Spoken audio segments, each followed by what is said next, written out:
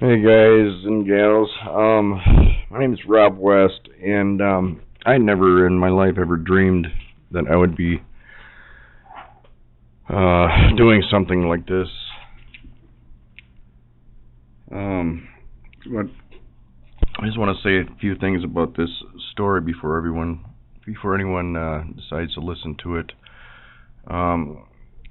I've had a lot of things happen, and what I'm showing in here is will just give you a taste or a glimpse into my life this last 9 years since 2011.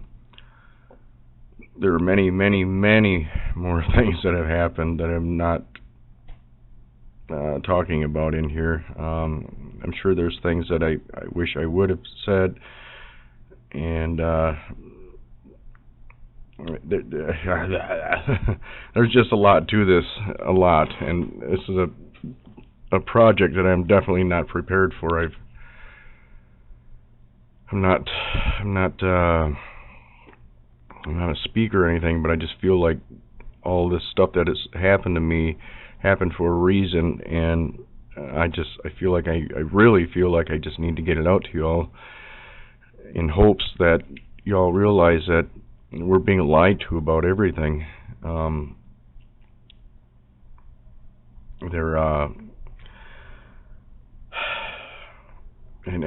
this, jeez,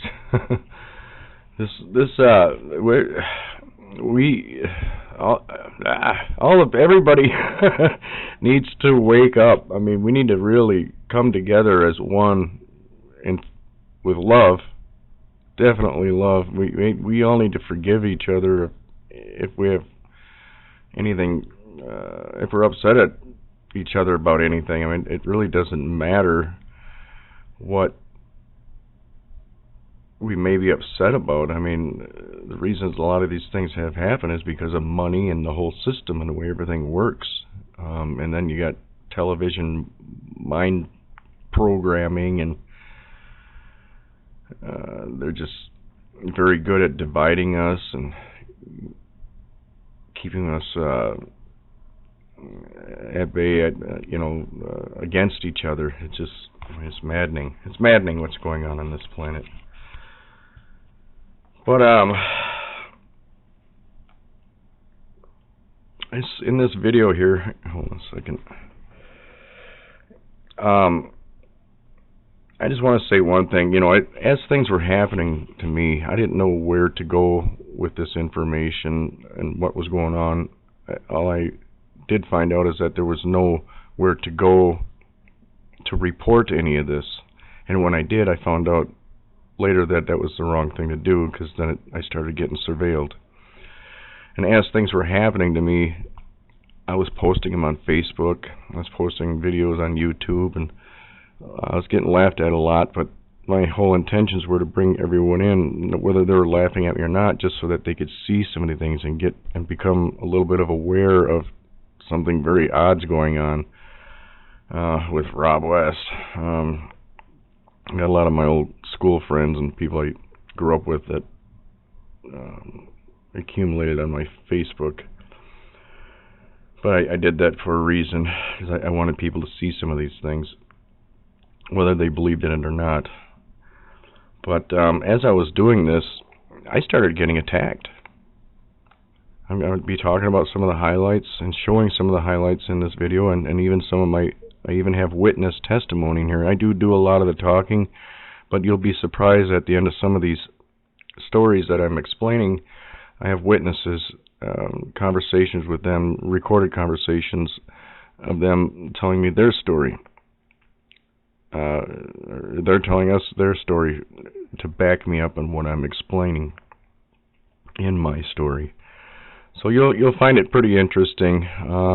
It's not just about UFOs. It's not just about helicopters. There are other strange things, just so you kind of get an idea of what's going on. I mean, there some very interesting stories in here. Trust me. But I guess take your time, check it out. It's pretty long. I'm definitely welcoming questions, which I do a lot better at asking someone's questions than just telling them things. You know, I can explain things a lot better when I'm asked questions. So I definitely am inviting people to contact me.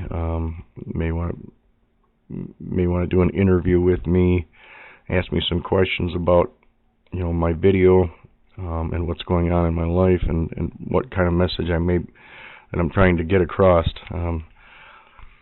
But I don't know, just check it out. I'm just a regular guy. I live up in northern Wisconsin. I'm going to be 53 next month in March. And we all just really need to know as much as we can about these UFOs. We do have, this is one thing I do want to say before I stop here and let this video play. There are beings here that are here willing to help us, but we need to realize that they are here to help us, so that when we all gather our marbles and realize this, we can ask them to come and help us. But they don't need to be in harm's way from the people that are asking the help. So we'll talk more about that later in the future. But I'm just going to go with this, and I hope you enjoy it. It's pretty long. There's a lot of stuff in it. You're definitely going to have to use your mind. You're going to have to be able to think for yourselves and just ponder the thoughts, just think about some of these things that I'm telling you in this story, because they really, truly did happen the way I am explaining them. And like I said, I do have some people in here that are backing up some of the things that have happened in this video. So without further ado, have a good watch and listen, and hopefully we can hopefully I can get some help with some interviews to get more of my message across through the questioning process. All right. Thanks. Enjoy.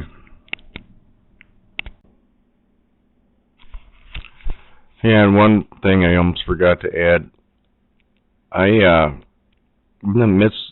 Since 2011 till now, I'm not going to say when, but I did make contact. I have talked with them, but I'm not going to elaborate any more than that about it. We'll get to that sometime in the future, because I will need permission. But alright, that's all I wanted to say. Alright, well, enjoy this best you can. I'm my own worst critic. I listened to it a few times. I can't edit it anymore because I'm just screwing it up. There are some things that are accidentally cut out, but you'll get the gist of it. But alright,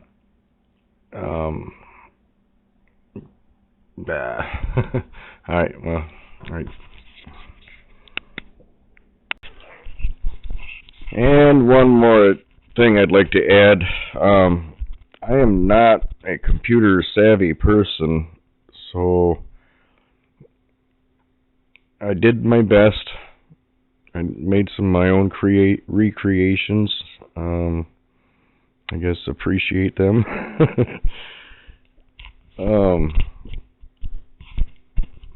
But hey, I'm just, I'm a truck driver, heavy equipment operator, construction worker. But just, I don't know, just appreciate the effort I had to put into this, because this was probably the hardest thing I've ever had to do in my life. Well, maybe not, but it is pretty hard.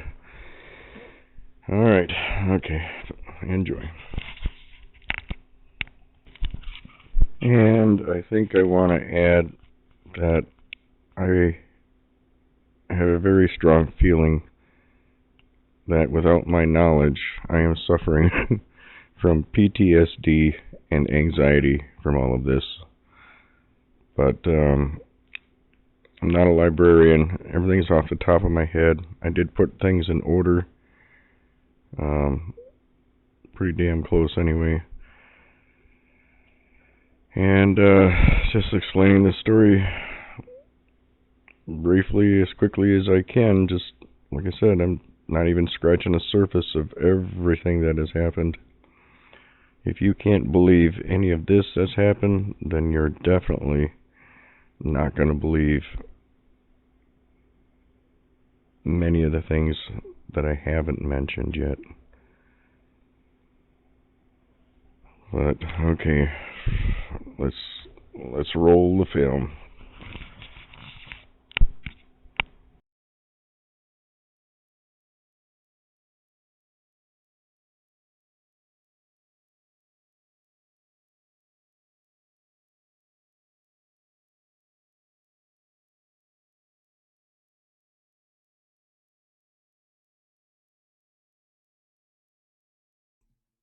So I'm living in Rome. The spring of 2011 is coming around. I believe it was the middle of May. And I had to go up to Merrill and check on one of my trucks. On our way back to Rome, we went through Plainfield, down 73, and got off on County Highway. So we're cruising down the road. It's like 4:30 in the morning, and over this way is Wisconsin Rapids. All of a sudden, my friend tells me to pull over and look because she sees something strange in the sky. I pull over to the side of the road, and this is right about the general area. I took this off of Google Earth. But right over here, we observing. I stopped the car, I got out, and we observed a thing just zigzagging. Just kind of white light, a white orb, just doing all kinds of strange things, just zigzagging up and around over here. We watched this for, I don't know, 5 minutes or so, until it left this way. I jumped back in a car, and it's like, what the hell was that? You know, we talked, whatever, went home. We were pretty tired, though. It's a long evening. And went to bed. It kind of sparked our curiosity, so we started looking. Whenever I was home, I'm driving truck, we started looking around, and we were noticing things like this going across the sky. This is one of the videos from back then, but here it is right here. It's out of focus, but it'll go into focus for a second here, right there. But a lot of these were going over, no noise, no blinking lights, just strange and a little bit closer than what you could see, but there was everywhere. But you can listen to this video here to see.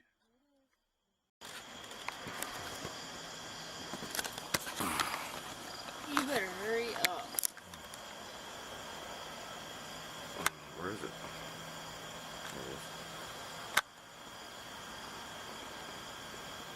I can barely see it. I don't know. There we go.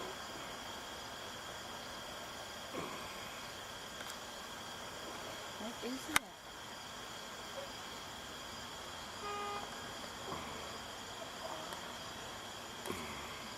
What is? I just missed it again. Where is it? Oh, it's behind the cloud. I see it. There it is. All on. Almost done. Where?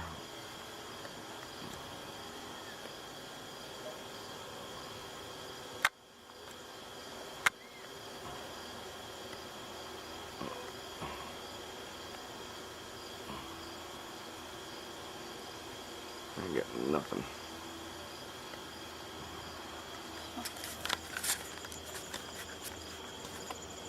Dude, Same damn thing. It is, dude. That's fucking crazy. Sucker.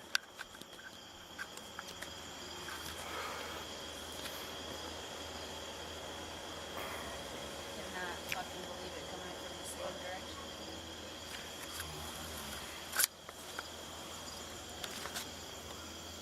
Is it still there? No, it's behind the clouds now. This fucking camera.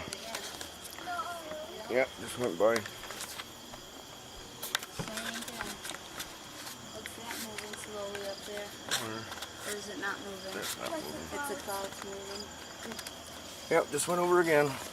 Same spot. Not a light, not a plane. Why don't you guys get me? Oh, because we were busy watching it. Trying to get it on video. Recording it, we're gonna do this shit. Yep, started over there. That way.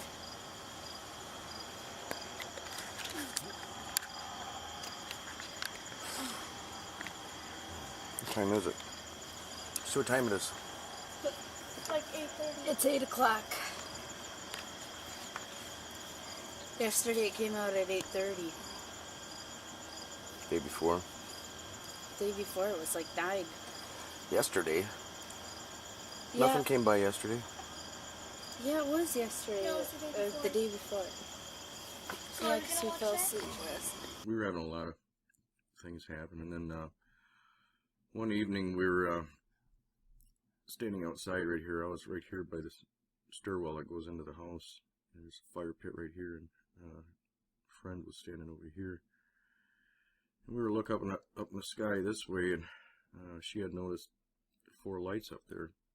So I pulled my night vision out because I couldn't see them. As soon as I got the night vision up there and found them, they were, stuck out like sore thumbs. But as soon as I got my scope on them, 2 took off this way, and the other 2 took off this way above us. They're pretty high in the air, but you could see them, no problem. But then we're just like, what the hell is that? You know, what's going on? Are those military or what? What's going on? Just, kind of soaking it up for the last few weeks. All of a sudden I lit up a cigarette, and I looked to my left, and out of the sky come this huge light. It just shot down and was over the top of us within a second. Just blew me away. But as fast as it came down, it was right on top of us. I got 1 step. I pulled my feet back together, put my legs together. I pulled my foot back, put my legs together, and I looked up. Next thing you know, my friend whispers in my ear, "Wow, there's no noise." And I was thinking to myself, how the hell did she get so close to me? Would she run that 4 or 5 feet after I only got 1 step? I don't know. And then all I said was, yeah, you're right. We're looking at this light, and it was just white like this. It wasn't beaming. It wasn't a headlight. It wasn't a spotlight. It was just like a big, huge fluorescent light. No noise. I could feel something weird in the air. I don't know. Hard to describe, like static electricity maybe, or something. I don't know. It was just weird. But we watched this over the top of us for about 5, 6, 7, 8 more seconds. It got over the top of the house here, and man, it was like it turned its light off and it was gone. We ran in the house. The kids were in there. We were just blown away. Tried telling them. They just kind of laughed, didn't believe it, but we went downstairs and we talked about it, and we're just, wow. What in the hell was that? And then things started to get pretty strange.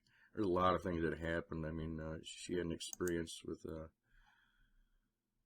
what she thought was a dream, but there was an alien standing over her. She could describe it, and it had its hands over her stomach. This was a few weeks later, somewhere in this mix. But anyway, but check this video out here. This is my thermal vision, but I just want you to get an idea. After this took place, I went to work, and as soon as I got the opportunity to get back home and get on the deck, I got my night vision out and sat on the deck, and you can see this right here. I was just scanning the sky, and I was catching something like this, but it was a little closer to me, but it would just zip past the opening of my night vision, and I would try and catch up to it, and I couldn't. And sometimes it would just kind of zigzag around, whatever, and I was able to just kind of get my eye on it. It was really weird, but it was with night vision, and it was a lot clearer than what you see right here.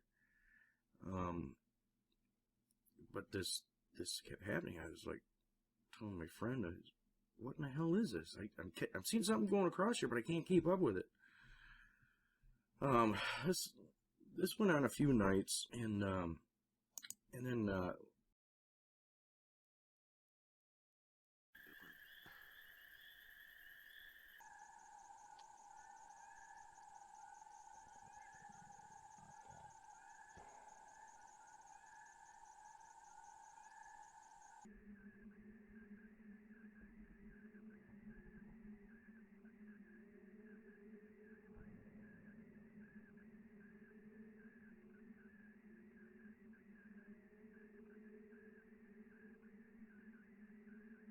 one night I got home, and I go outside, and I get on the deck, and right off to the left of that tree, right above, about 500 feet away, is this. Started out as a circle, but it leaned towards me, and then I got a side view of it. It was a saucer. Unbelievable. And it was just hovering, or was wobbling just a little bit. And couldn't believe it. I told the kids to go inside and turn all the lights off behind me, get it completely dark, because I didn't know if this was a reflection or what, but it didn't look like no reflection. I mean, with night vision, you definitely have with that. Thermal, you can detect things really easy, but night vision is for identification. But it was shaped like this. I found this picture on a chart a few months later. Same exact shape, just damn near. I mean, it's the closest I could find. Eventually, I found a picture,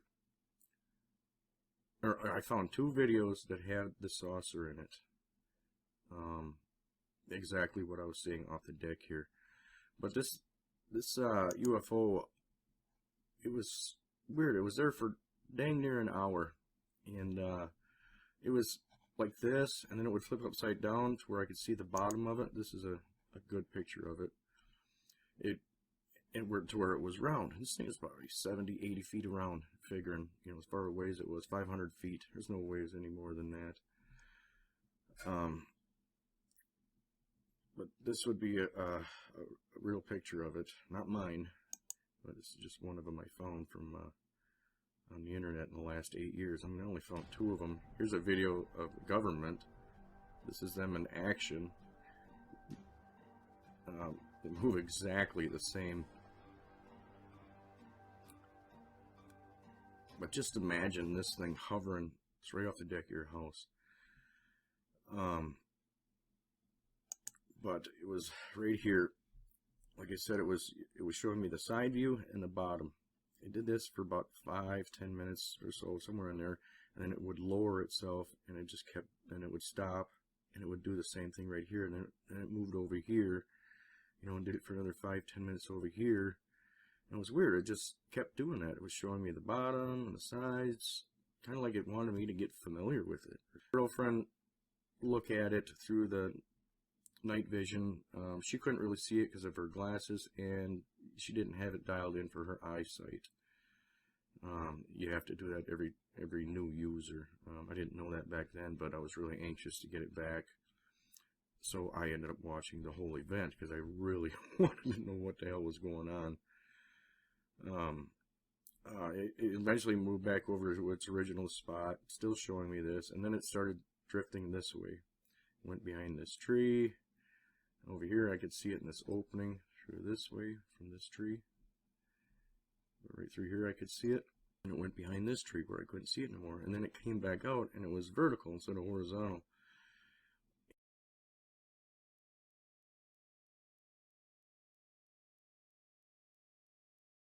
And it was doing the same thing. Side view, bottom, completely round, side view, whatever. And then it just kind of went back in here. A good 45-50 minutes went by. And then it came, finally, after about 50 minutes, it went behind, got behind this tree, then within, I don't know, 20 seconds or so, it would come right back out, zip, steady as could be, wasn't wobbling or nothing, steady as could be, parked right there, just stayed right there for about a minute, and then took off straight away from me. Wow. That was fucking amazing. That was mind blown. Around this time, too, I was remembering some of the things that Charlie taught and told me, which helped a lot with seeing this.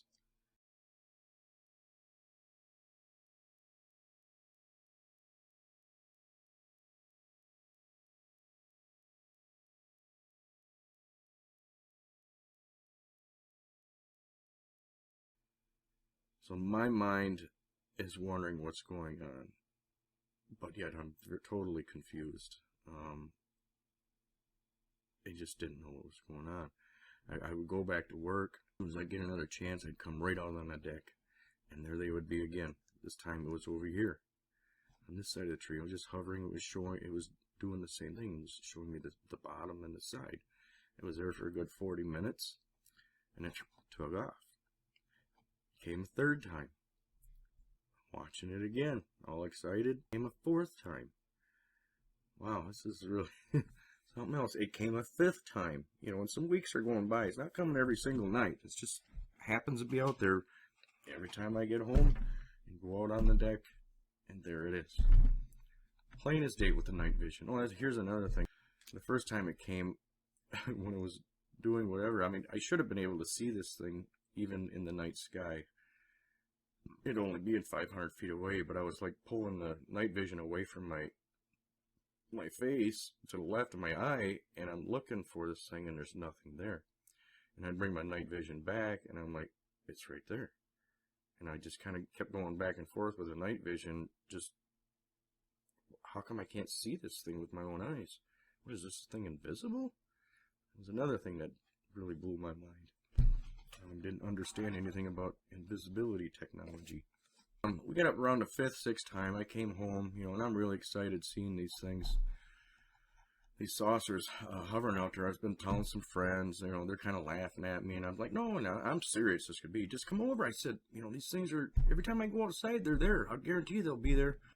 Fine, whatever. And plus, I didn't understand how deep this disbelief went. I just didn't know. The fifth, sixth time, come out on the deck, and here he is hovering right out over here.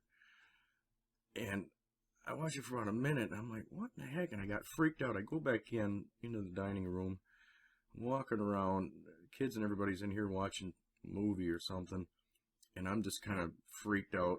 And I come in, and I'm like, what in the fuck? They're out there again. What's going on? Are they trying to abduct me? And just as soon as I said that, I was like, well, it just sounded ridiculous.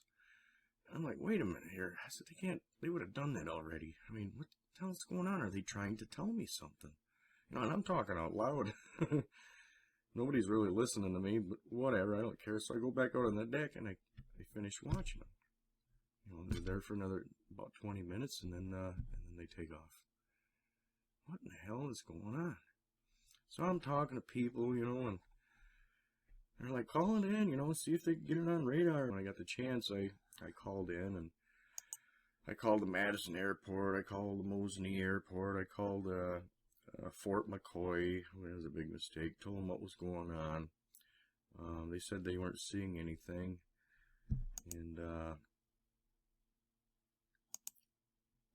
whatever, just kind of, there was no help.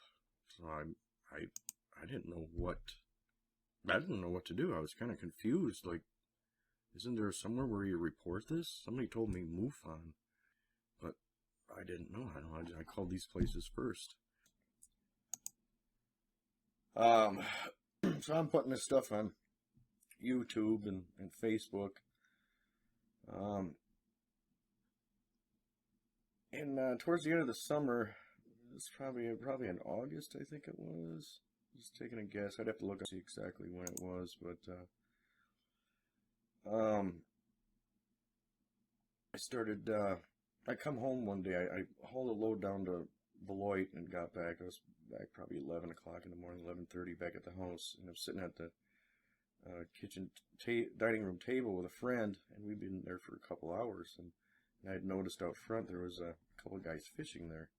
And what I've always noticed all summer long is nobody ever fished in front of my house for longer than 20 minutes. And they'd go on to the next hole. That's what everybody did on this lake. But these guys were out there all the way till about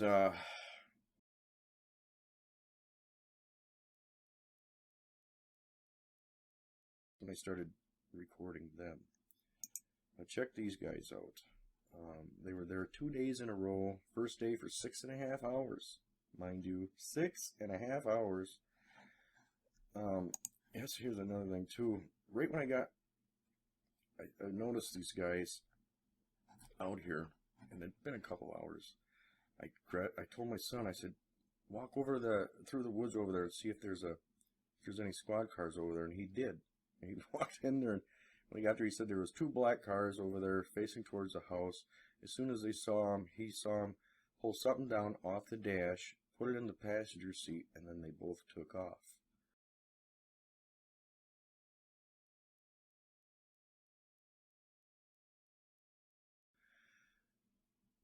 Troy came and told me that, and that's right after that is when I put this camera up and I started recording these guys. But here's the first day. Here's just a little bit of it. The recording. You can see, yeah, I'm up on a hill. Looks like he's looking at me. Listen to this.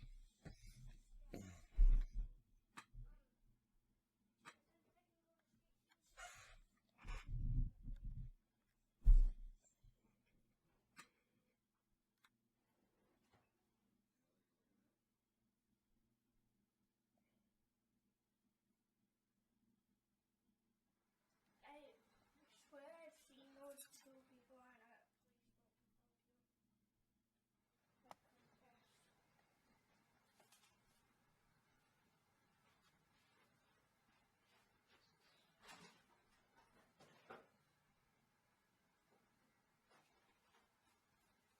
But these guys are not your typical fishermen. When you love fishing, you... Anyway.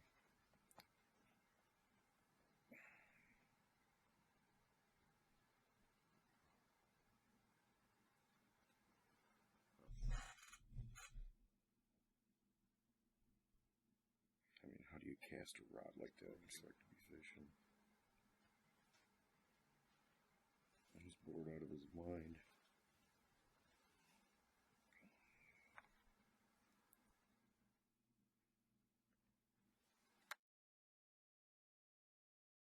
Oh, they can see me. I'm sure they can.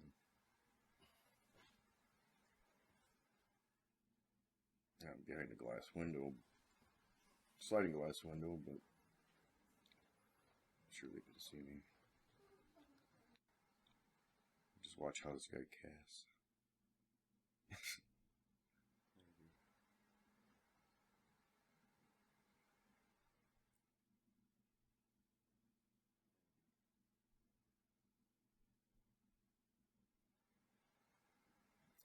So I ended up recording them. Recorded them the following day. Man, you guys can't even imagine everything I had going on up to this point. Here we are again. I mean, 4.5 hours. Maybe it was 5.5 the next day. But all day long, windy out. I ain't catching shit hardly, but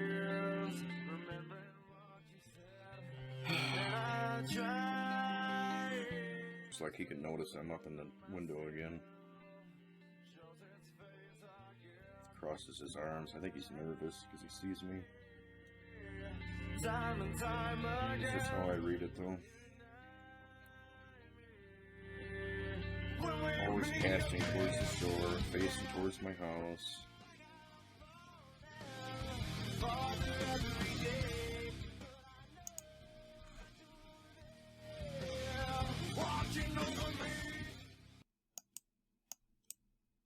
I got a lot going on here. You know, I got these guys that show up,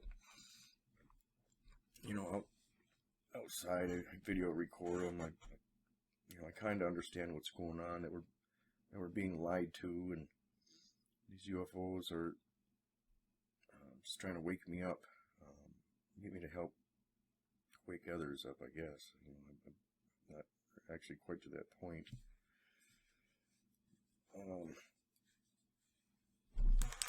But I was downstairs, and I come walking upstairs into the kitchen, you know, and I'm starting to get some support, or some people on Facebook and YouTube, you know, checking my stuff out. You know, mind you, I'm just slapping these videos together and throwing them out, hardly sleeping, because remember, I'm driving a semi, I'm working on semis, I'm doing payroll, I'm trying to take care of kids. I am busy. I can't even believe I was able to even put these videos out, but I just thought, oh, what the hell, they're goofed up, but at least people are getting to see some of these things. Some of the things that I'm putting out there, you couldn't tell what the hell it was, but they were lights, they were rainbow stars that came over the house, stopped and hovered, like took pictures and video, or they were already up there, and I was just zooming in on them and just trying to figure these things out, trying to get the best picture I could, the best video I could of these things, because I know that they weren't stars. I know that they weren't planes, orbs flying over, seeing all kinds of crazy things. Now I'm getting surveilled here. I mean, that was totally obvious, these guys in the bows. I'm confused at the same time. But anyway, I come walking up, I get right about here. All of a sudden, the house, the windows, the walls, everything is just rattling and shaking. It just happened that quick. Everything just shaking. I kind of jumped down like I didn't know what to do. Spread my feet. I didn't know if I was going to run left or right or straight or back or what I was going to do, but didn't know if the house was going to collapse or what. But all of a sudden, I just started quitting shaking, and I could hear a helicopter, and then I could hear it leaving. I mean, this is happening really fast and very loud, mind you. But I look to my left, and here goes a military chopper right out the top of this window. And he goes out over the tree and across the lake. This kind of chopper. Unlike, and I think girlfriend got to see it. Everybody knew the house. I mean, it startled everybody. I was mind blown. I was like, holy cow, they really don't want anybody knowing anything about UFOs. You know, like I said, I've been posting stuff, posting what's happening, talking about what I knew and understood then. Still today. But, this happened 2 or 3 more times. 3 more times after this. During the course of the next month. But I decided not to quiet down. I really didn't understand what was going on. Still, 100%. But, wow. So then, finally, I get some people over to. We go out on the boat on the lake. It's a nice starry night. We see a bunch of rainbow stars. We see some things flashing in the sky. We're talking. Everybody's laughing. They're more or less interested in having a good time and drinking than they are looking at things. But they're seeing things. I mean, some things are happening. Back to the house, and we're out on the deck. But we're sitting on the deck, me and 2 other guys. And we look to the right over to this tree here, and we see, with the night vision, the oddest thing I've ever seen. But I had 2 witnesses watching it with me. We both took turns. This thing was here for an hour or better. About 1:30 in the morning it showed up. This thing would come out behind this tree and go back behind this tree. It would come back out and go back in. It just kept doing this. But it was like 2 discs standing vertical, side by side.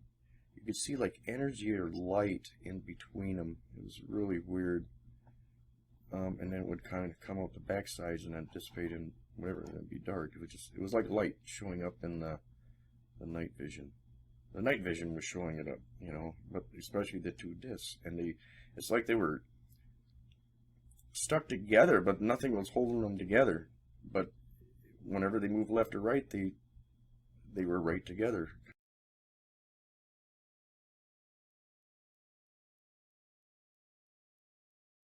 You know, like they were one. Just totally interesting, mind-boggling. I kind of figured it was probably a show for these guys, so that they didn't get scared. One of the friends, he got to watch it the most. He was totally intrigued by it. So this was going on.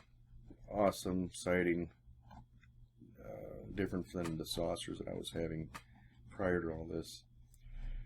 This is the 14th time that UFOs or discs showed up. Saucers showed up.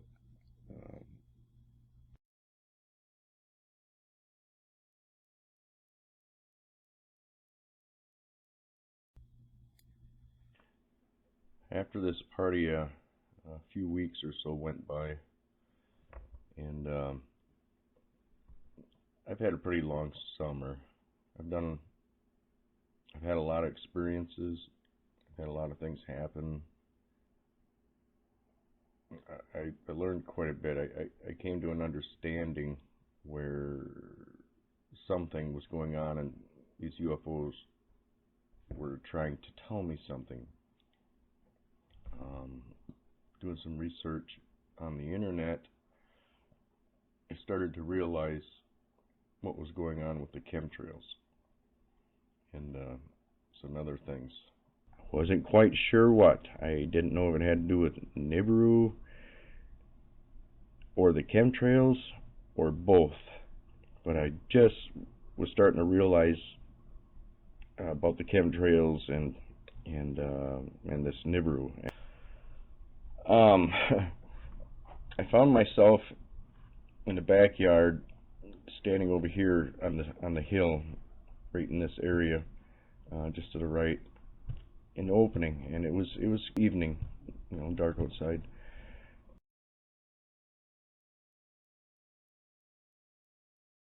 And I felt kind of like an idiot. I'm kind of walking around in a circle, but I mean, I get it. I really get it. They're there for something, and I realize something. Deal with me. These are my exact words. Looking up in the sky, like I said, I felt kind of stupid. I've never done this before, but I didn't feel stupid because I had these things hovering at my house, you know, these saucers. All right, I think I get it, guys. I'll tell you what, I'll make a deal. If you guys give me pictures and video, I'll do my best to wake up as many people as I can, and you guys protect me. And I was serious, because it was very serious what had been going on all summer long. I mean, it was over and over. I mean, 14 times. I mean, 500 feet away is closest I ever seen him with 150. That was pretty cool. I fell back in my chair. It was just freaked me out. But it was the end of September, and I'm standing, beginning of October, and I'm standing on the corner of the deck right here, and it's really low cloud cover. It's solid clouds. You know, when it gets really solid up there, the clouds are low. I'm sure most of you know what I'm talking about. It was kind of solid like that. It was right before dark, so it was pretty dark already, but you could still see, and I was able to use the night vision. I went out there by myself. I think a friend was down in the basement, I believe.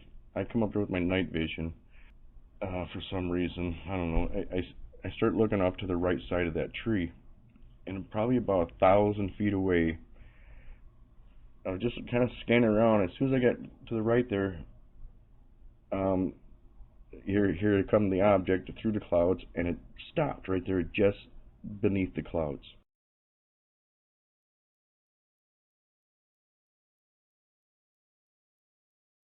I could see it clear. So it's hovering. I'm like, yes, you know. So I'm like, yeah, I just love seeing these guys. You know, I'm not afraid anymore. I'm used to them. You know, I made that deal. I wasn't really thinking about that at the time, but I just loved seeing them. I felt so relieved that, wow, I mean, I have this going on. I mean, this just so exciting. I don't even have the words to describe it. And I couldn't get my friends over or nothing to see it except for that one UFO party, but I just was happy. So I see him, he's hovering there. He's there for a few minutes, you know, 4 or 5 minutes, and he's pretty steady, and all of a sudden he shoots off to my left.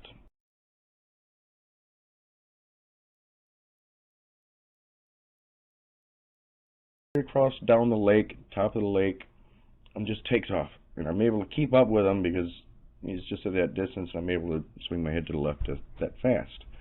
Really fast, but, you know, and then I'd lose him, you know, for a few minutes or so, and I look back to where he originally was.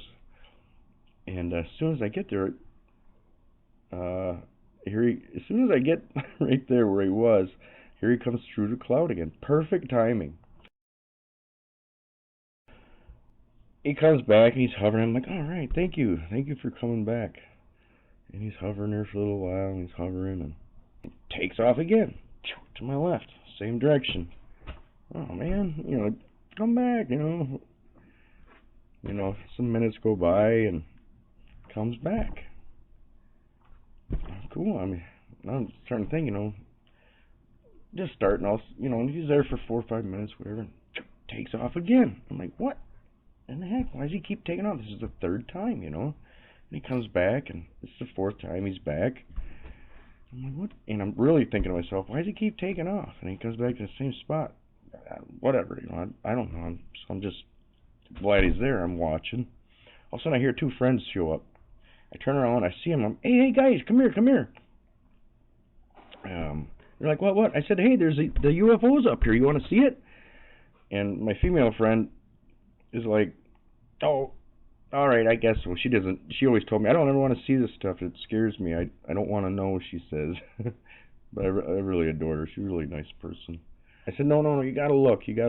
So I give her the night vision. She got it in her eye, and I'm pointing up in that direction. I'm pointing up there. I says, right up there.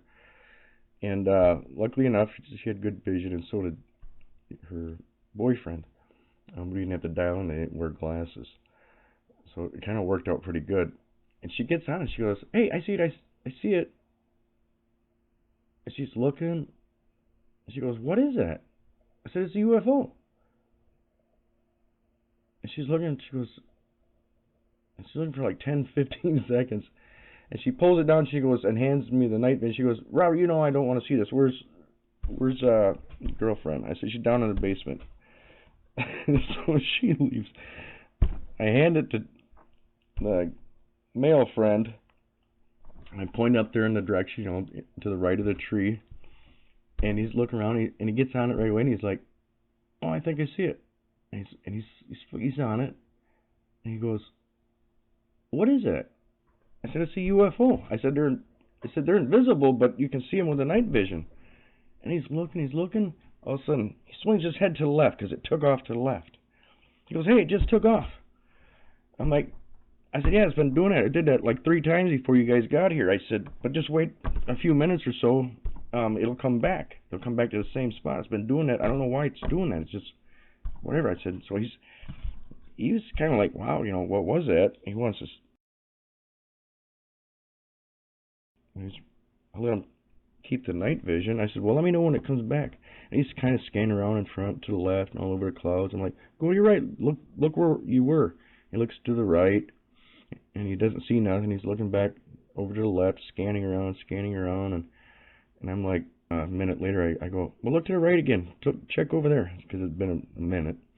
He gets over there, and he goes, oh, hey, there it is. Hey, it just came through the clouds. I'm like, really? I said, yeah, I caught that a couple times too. I said, yeah, I've been watching this thing for like 20 minutes before you guys got here. He's watching, it's hovering there, you know, a couple minutes go by. It's down the rail from him towards the front door entrance.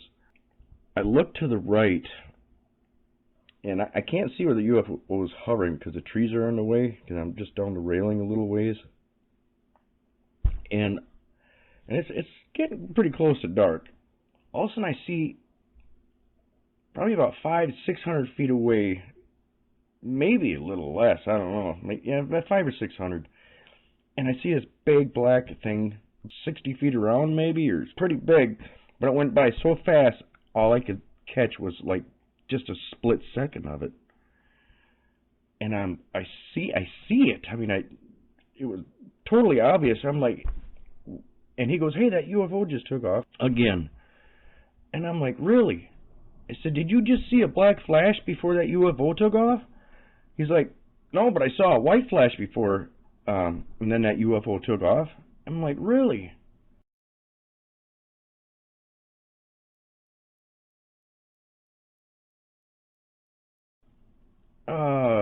I said, "Let me know when that UFO comes back." So he's like, "Hey, it just come back. It's hovering right there at the same spot." I'm like, "Cool." I said, "Let me know if you see that white flash again." He's like, "All right." He's got his big smile on his face. It was pretty cool to see that. I was glad somebody was really getting to see something, you know. I'm waiting, and I see it again. There it goes. He goes, "Hey, I just saw that white flash." And as he's spinning his head to the left, he's saying this, "And that UFO just took off."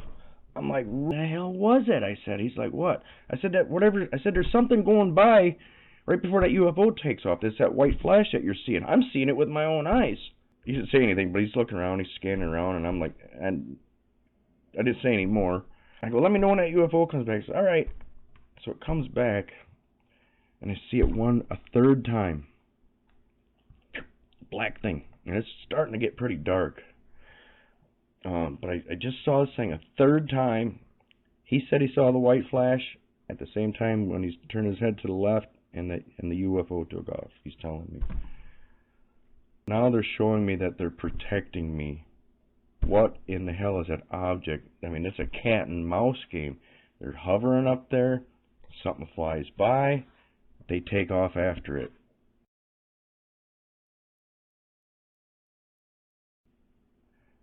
Holy cow, he's looking around still while I'm thinking this. And I'm like, that's just way too obvious.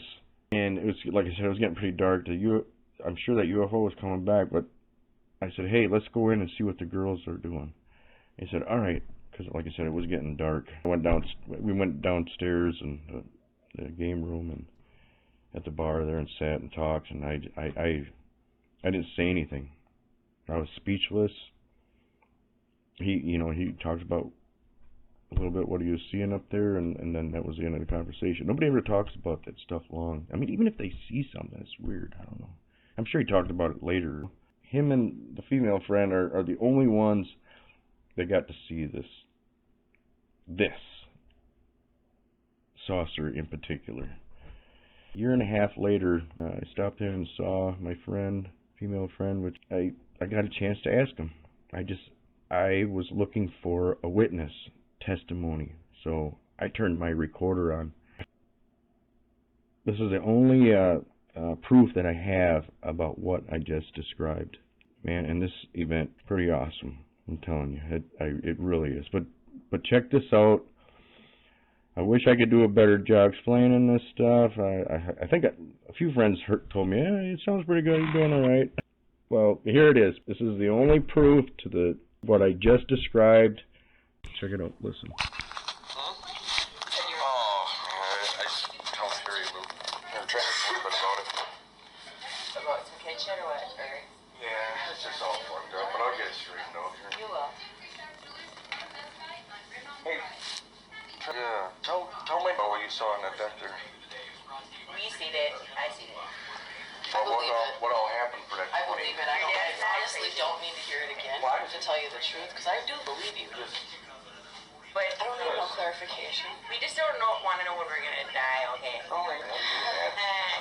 And we don't really want to see them.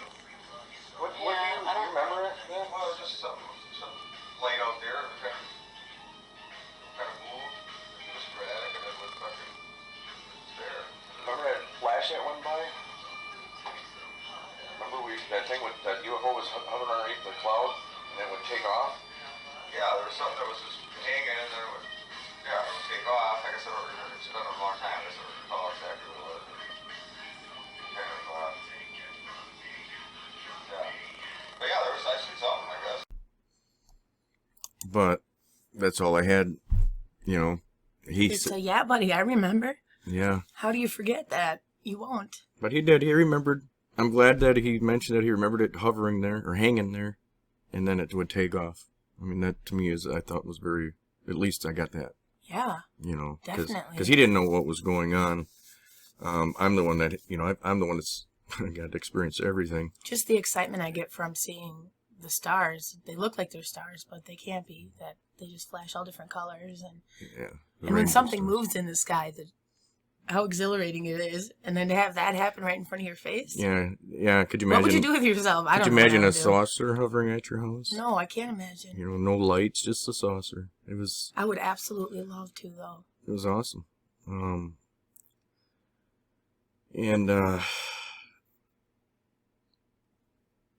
But yeah, there were a lot of things that were happening this summer. I mean, you know, and I was scared too. Remember the time it was about the middle of it, the 5th, 6th time, you know, I'm like, I come in, I'm like, why are these saucers hovering there?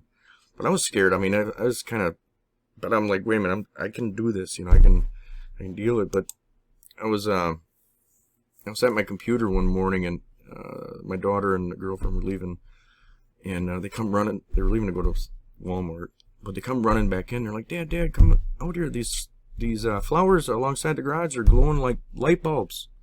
I'm like, what? I said, hold on. I was right in the middle of doing something on a computer. I said, do me a favor and take a picture of it before I get out there. Yeah. And so they ran back out there. They took pictures. I get done. I started going out there. They're coming in. I'm like, oh, we already picked them. What? You know, I had my camera in my hand. I was going to videotape this. But they showed me the pictures. It was a sign from them. This is how I saw it. It was a sign from them to just relax.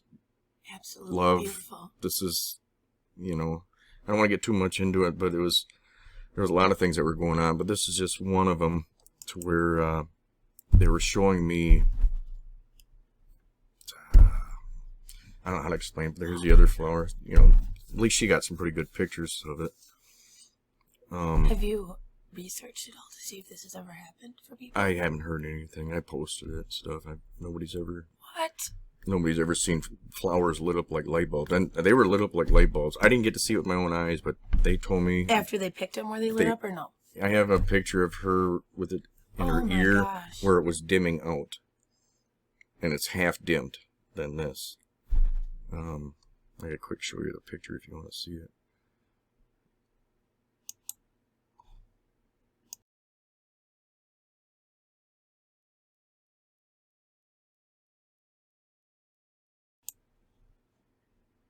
Right away, I would think lightning bugs. They had to have something to do with that. That chemical, what is that called? That causes things to illuminate. Like, yeah. I used to raise tropical guppies, and they all, you know, they have that line down their side that causes them to illuminate. I've never heard of a plant doing it. It makes me think of the Avatar movie. You touch the plant and it moves away from you. Oh, really? They're all lit up and then they dim when you touch them. I don't know if I would have picked it. Yeah, I was a little disappointed. I probably would have camped out by it for a while, you know, and just to see how long it's I can't find lit. a picture right now. I'll find it later and put it in there. This is gonna take too much. But yeah, I mean, at least I got to see the pictures. Obviously lit up, you know, and that side of the house is shaded by trees. And it was early in the morning. The sun's not even on that side of the house.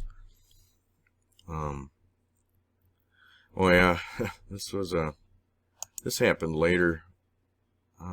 This is a little later.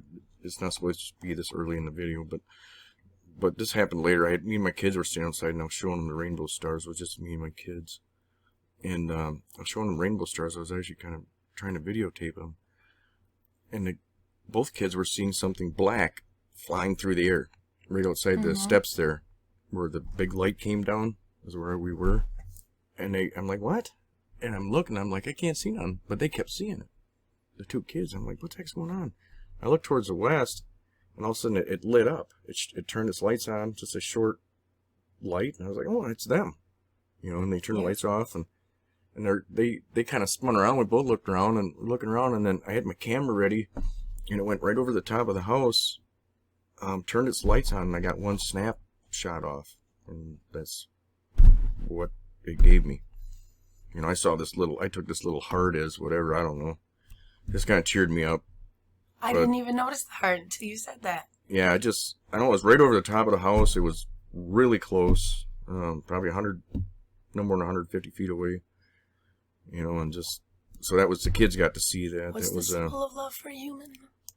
Huh? What's the symbol of love for a human? Heart. Right. And then, also during that summer, here's another thing that happened. This is weird. I had so many weird things. I had a habit of saying, you gotta be fucking kidding me. Of course. You know, there were so many things happening, but we stopped. I had some dump trucks parked over here in a friend of mine's field. He let me store there because when I moved into that house, I had nowhere to put my equipment. So he let me store my dump trucks back here. But we stopped visitors in here for about a half hour, so I come out on the deck and I'm walking this way to go to my dump trucks. Well, they all sat in here. And as soon as I get right here, I look up, it's a clear blue sky. Not like it used to be, but it's a blue sky, no clouds. And there's a cigar ship up to my left. A big gold-looking cigar ship. And I stop my tracks, and I'm like, holy shit. And all of a sudden, right over the top of me was this 4-propellered Army plane, treetop height, right over the top of me. One of these kind of things. Mm-hmm. I mean, and right over the top of me. I was right directly underneath the body of it. I just lifted my head straight up, and there it was. Whoa. And I'm like, you gotta be kidding me. And then I look back, the cigar ship's gone, and I just look back at the plane flying away, and I'm like, you gotta be fucking kidding me. And I put my head down because it's like, nobody ever sees this shit. So I go down to the dump trucks. I'm like, man, these guys, they ain't gonna believe this shit. Nobody's believing anything that I'm telling them that I'm having happened by myself anyway. So I go in there, I told them, first I asked them, I said, did you guys hear the plane go over? Oh, no, we didn't hear nothing. They're laughing. Why? I'm like, never mind, nothing, just forget it. Right. It's another one of them times.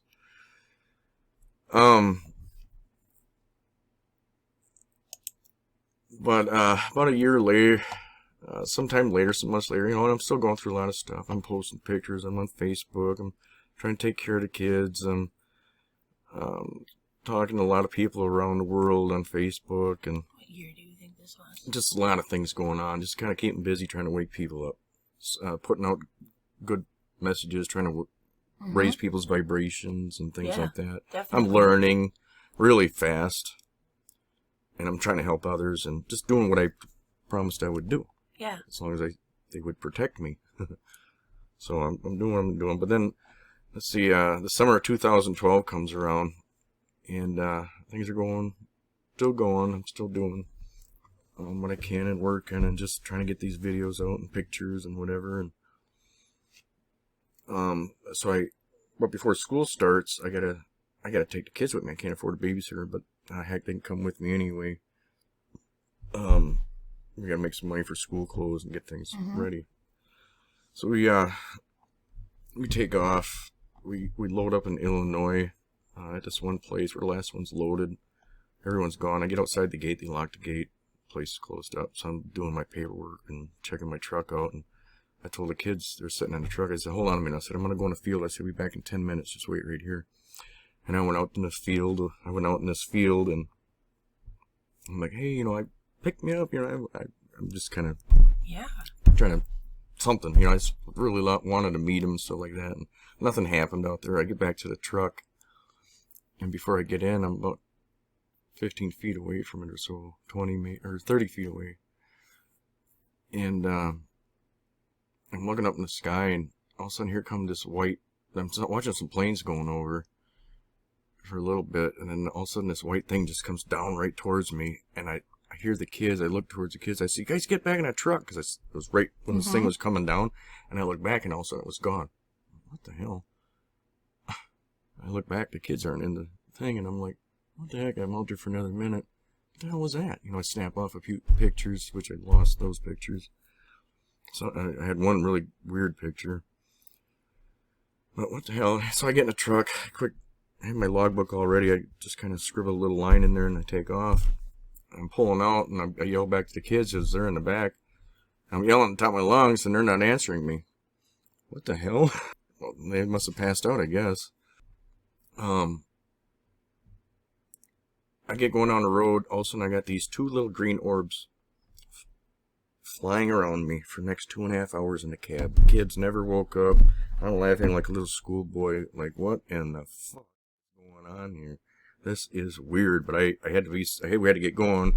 And these things are just zipping around between my legs, around my head. And I'm like, I'm just blown away.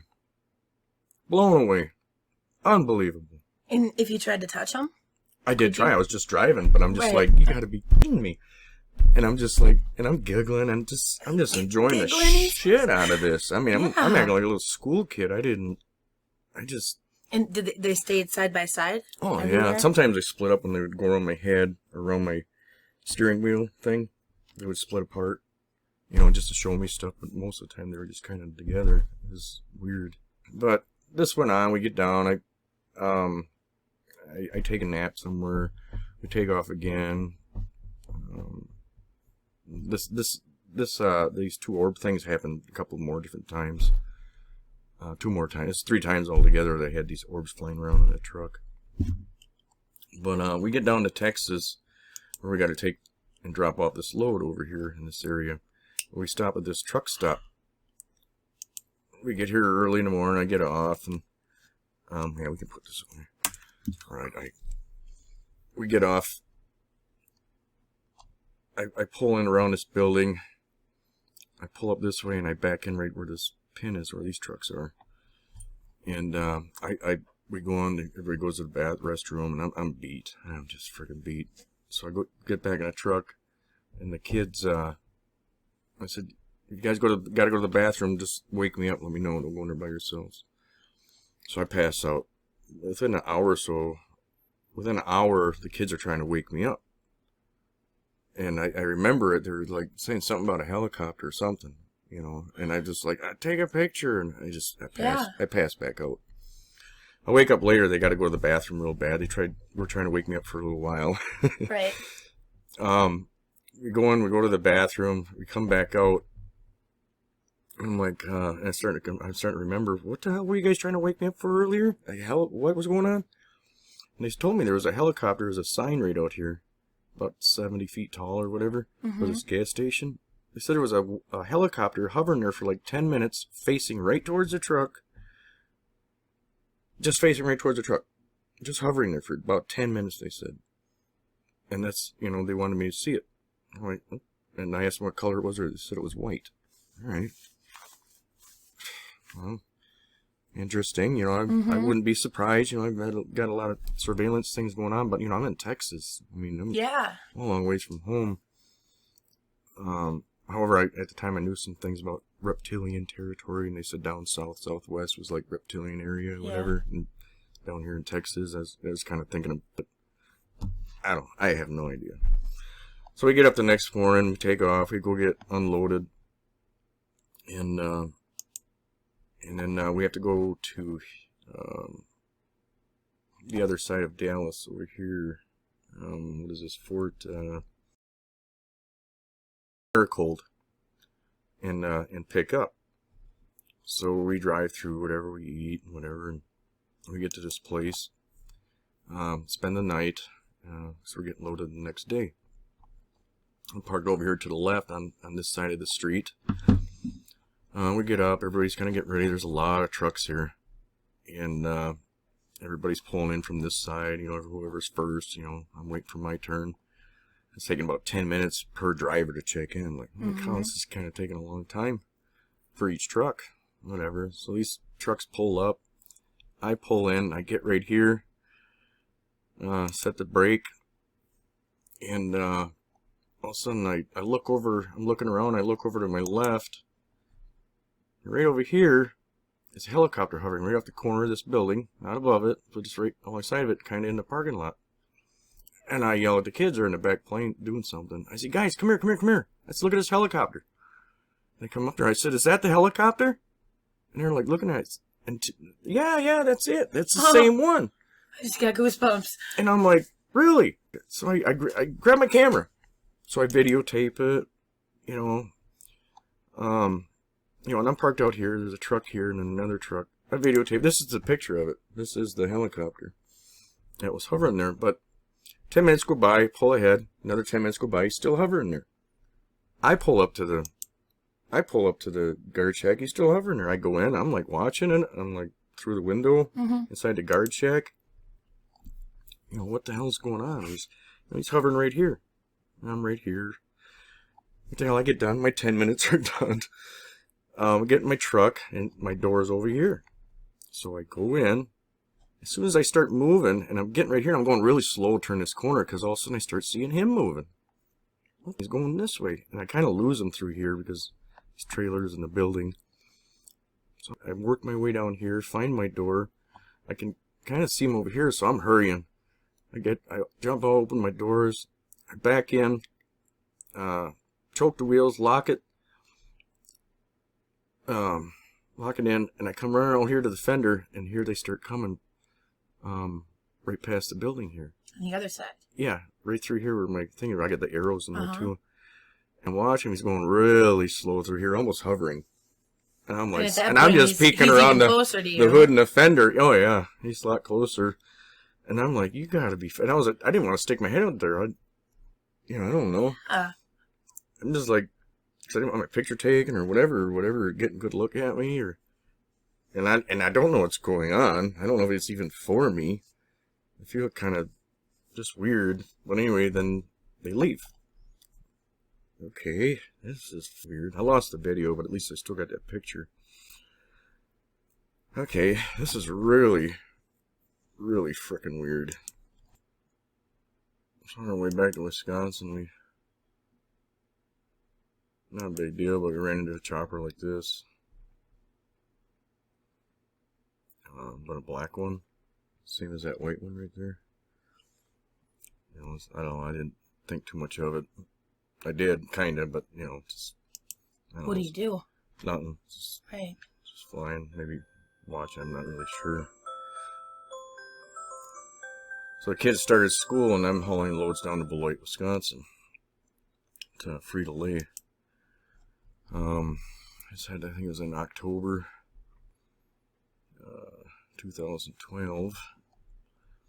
But we can't go down the interstate here because we haul over 80,000 pounds.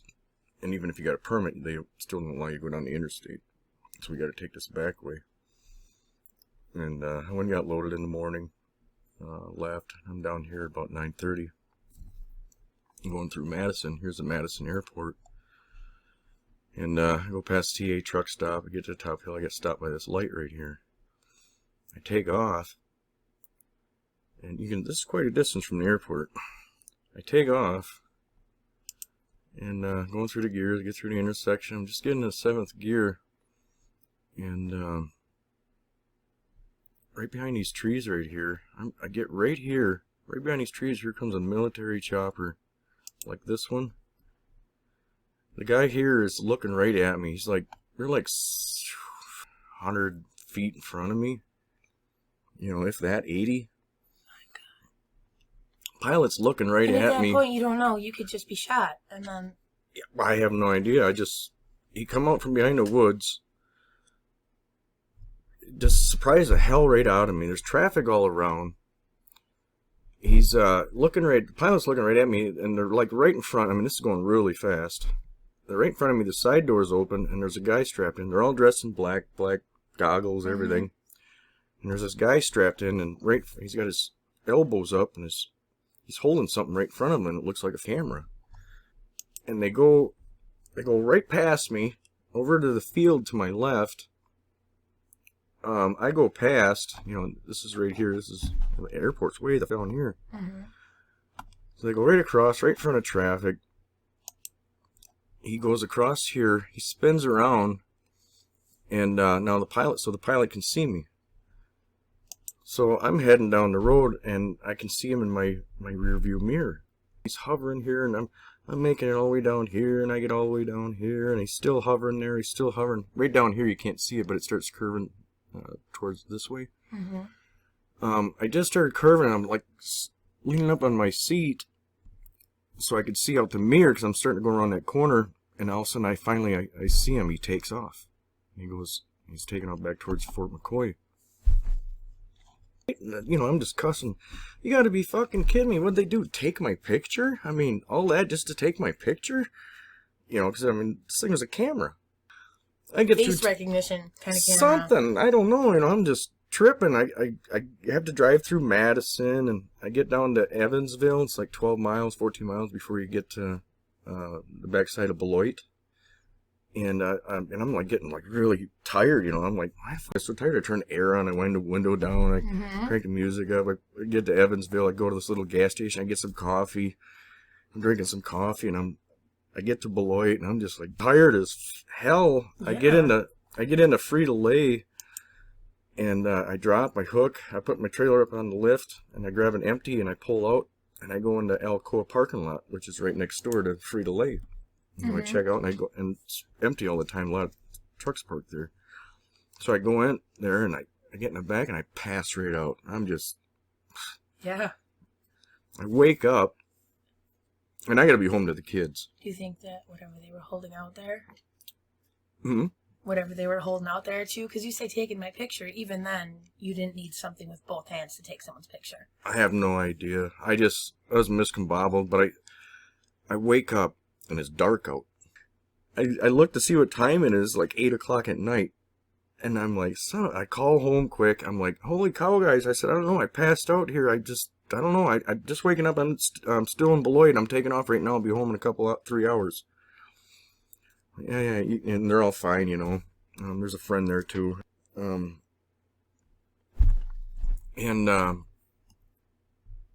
drive back up to go home, and I make it as far as Portage, and there's a rest area there, and I pull in there, and I pass back out.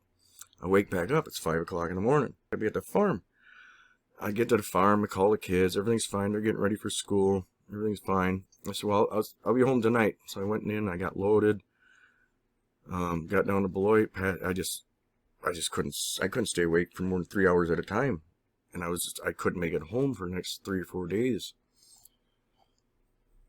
So finally, I make it home, like after the 3rd or 4th day, and I get downstairs, and I pass out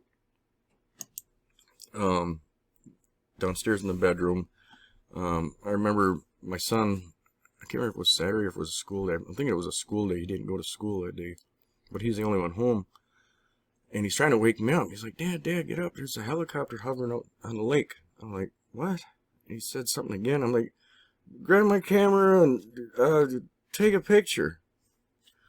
You know, videotape it or whatever. All right. He takes off. I pass back out. I wake up later. It's like supper time. You know, this was in the morning.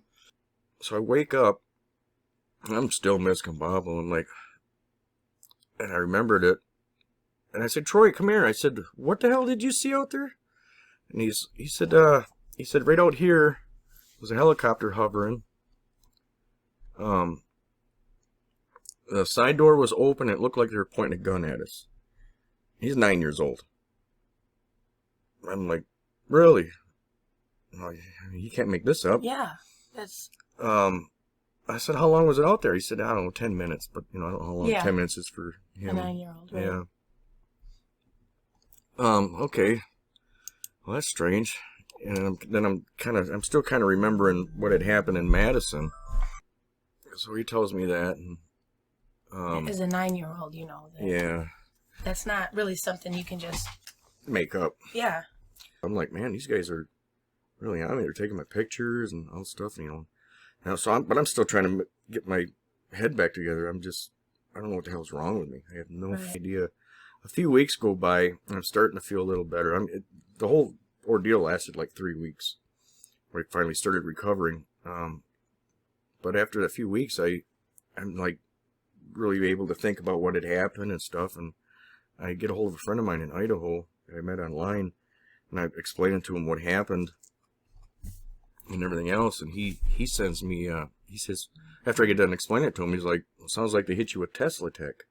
I'm like, what the hell is that? I've never heard of that before. So he's like, I'll send you some links. I said, great. So he sent me some links, and I'm reading it and checking it out, and I'm like, vertical beam weapon, knock you unconscious, cause heart attacks, kill you right away. Did I get hit with something like that? So I'm like, I gotta find a picture of this thing. I remember, I know what it looked like. I've seen it. I'm looking around. I'm finding all kinds of weapons, but I can't find it. It took a few years. So I'm gonna quick skip ahead and show a picture of it. But after about 2 years, bam, I finally find it. Here it is. It was a whole article. All I could do was just save a screenshot of it because I found it when I was on my phone, just doodling around. But there it is. Doesn't it look like a camera? And did the person behind it need protection? Did it look like they were? No, I guess if you're behind it, you're fine. But oh man, I wouldn't want to be anywhere near it. Just amazing. I don't know. But there it is. So now I realize, holy shit, they shot me with this thing. Did they hit me with? Were they trying to kill me? Were they trying to knock me unconscious? You know, they're here. I think she's in your ditch. They were hovering. You know, were they waiting for me to pass out at the wheel? No, it was just me in the truck. Kids were at school. Oh, good. It was just me. I'd like to think they're not so heartless, but... No, they just want me, or wanted me, or want me, or whatever. Or just wanted me to shut the fuck. Because I was posting some of the videos that I just showed you. But, let's see here.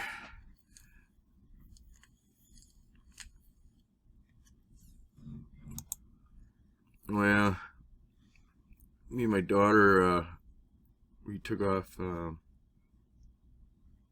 was October 2012, we took off to Walmart to go get a few groceries.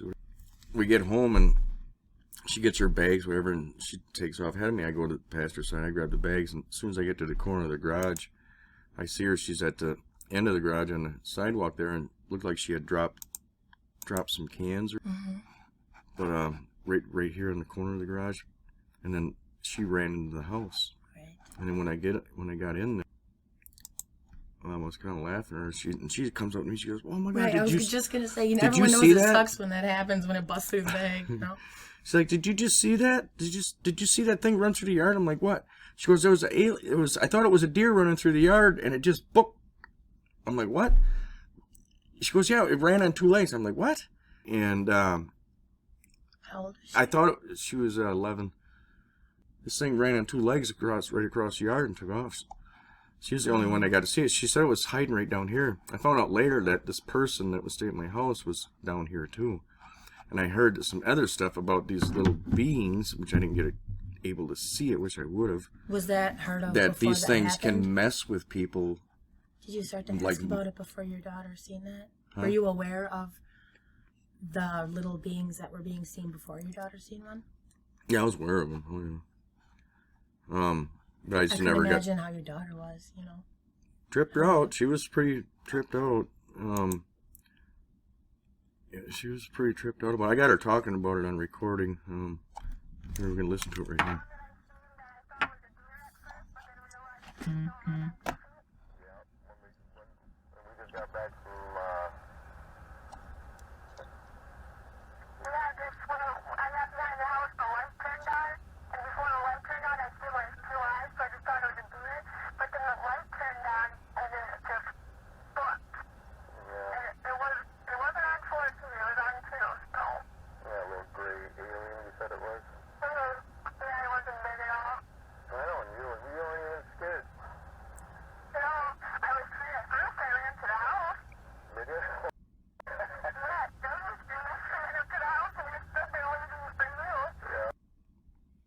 And that's her talking about it.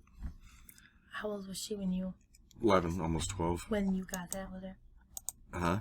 How old was she when you Oh, when I was talked that to her? shortly after This when was you had this discussion, or? this conversation was about 4 months later. They were taken away from me, whatever. And you could tell how afraid it. Yeah. She's supposed to be you can hear it in her voice. But you can hear the way she's telling you the story so adamantly what she's seen. Yep.